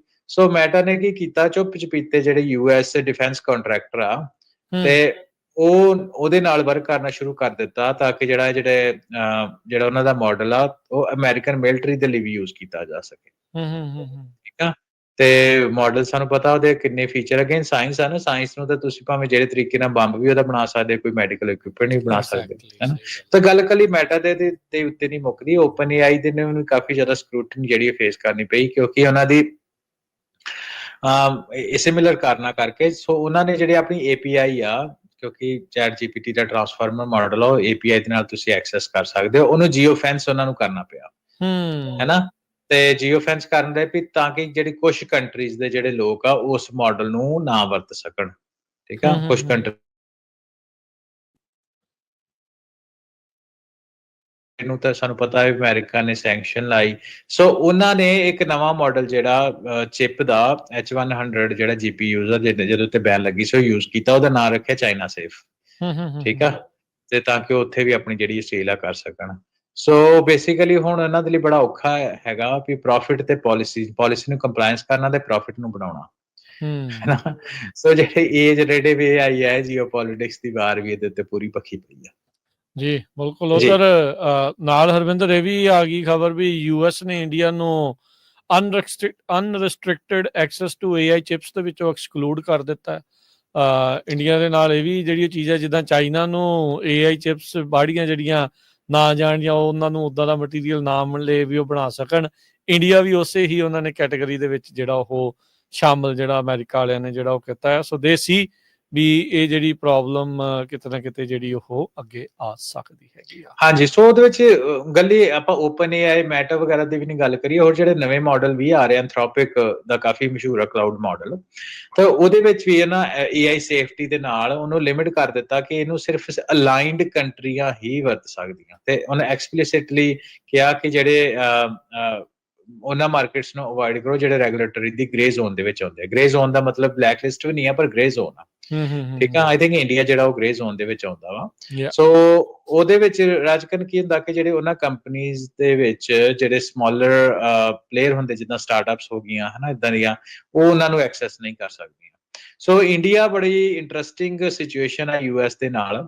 ਉਹ ਵੀ ਅੱਜ ਹੀ ਮੈਂ ਕੁਝ ਸਿਰੇ ਦੇਖ ਰਿਹਾ ਸੀ ਕਿ ਇੰਡੀਆ ਦੇ ਜਿਹੜੇ ਨਿਊਜ਼ ਚੈਨਲ ਆ ਉਹ ਤਾਂ ਪਹਿਲਾਂ ਪ੍ਰੈਸ ਫਰੀडम ਇੰਡੈਕਸ ਦੀ ਵਿੱਚ ਕਾਫੀ ਆਲਰੇਡੀ ਪਿੱਛੇ ਆ, ਪਰ ਜਿਹੜੀਆਂ ਉਹਨਾਂ ਨਵੀਆਂ ਕੁਝ ਚੀਜ਼ਾਂ ਲੈ ਕੇ ਆਉਂਦੀਆਂ ਪਿਛਲੇ ਤਕਰੀਬਨ 2 ਮਹੀਨਿਆਂ ਦੇ ਉੱਤੋਂ, ਜੋ ਕੁਝ ਪ੍ਰੈਸ ਦੇ ਵਿੱਚ, ਇੰਡੀਆ ਦੀ ਪ੍ਰੈਸ ਦੇ ਵਿੱਚ ਚੱਲ ਰਿਹਾ, ਉਹ ਬਹੁਤਾ ਕੋਈ ਇੰਡੀਆ ਵਾਸਤੇ ਵੀ ਮੇਰੇ ਓਪੀਨੀਅਨ ਦੇ ਅਕੋਰਡਿੰਗਲੀ ਕੋਈ ਬਹੁਤਾ ਲਾਹੇਵੰਦ ਨਹੀਂ ਆ, ਹੈਨਾ। ਜਿੱਦਾਂ ਦੀ ਮਿਸ ਇਨਫੋਰਮੇਸ਼ਨ, ਡਿਸਇਨਫੋਰਮੇਸ਼ਨ ਜਿਹੜੀ ਉੱਥੇ ਅਮਰੀਕਾ ਦੇ ਖਿਲਾਫ ਜਿਹੜੀ ਉਹ ਪਹੁੰਚਾਈ ਜਾ ਰਹੀ ਆ।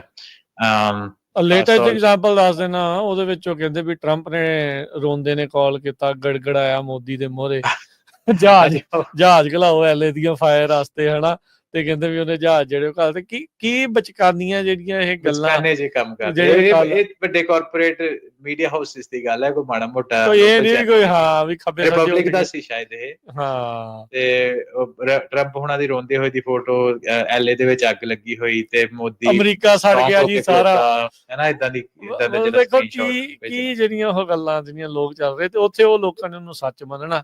ਉਹਨਾਂ ਨੇ ਕਹਿਣਾ ਵੀ ਮੋਦੀ ਦੀ ਤਾਕਤ ਹੀ ਬੜੀ ਆ, ਲੈ ਵੇ ਟਰੰਪ ਵਰਗੇ ਵੀ ਗੋਡੇ ਲਾਈ ਬੈਠੇ ਆ।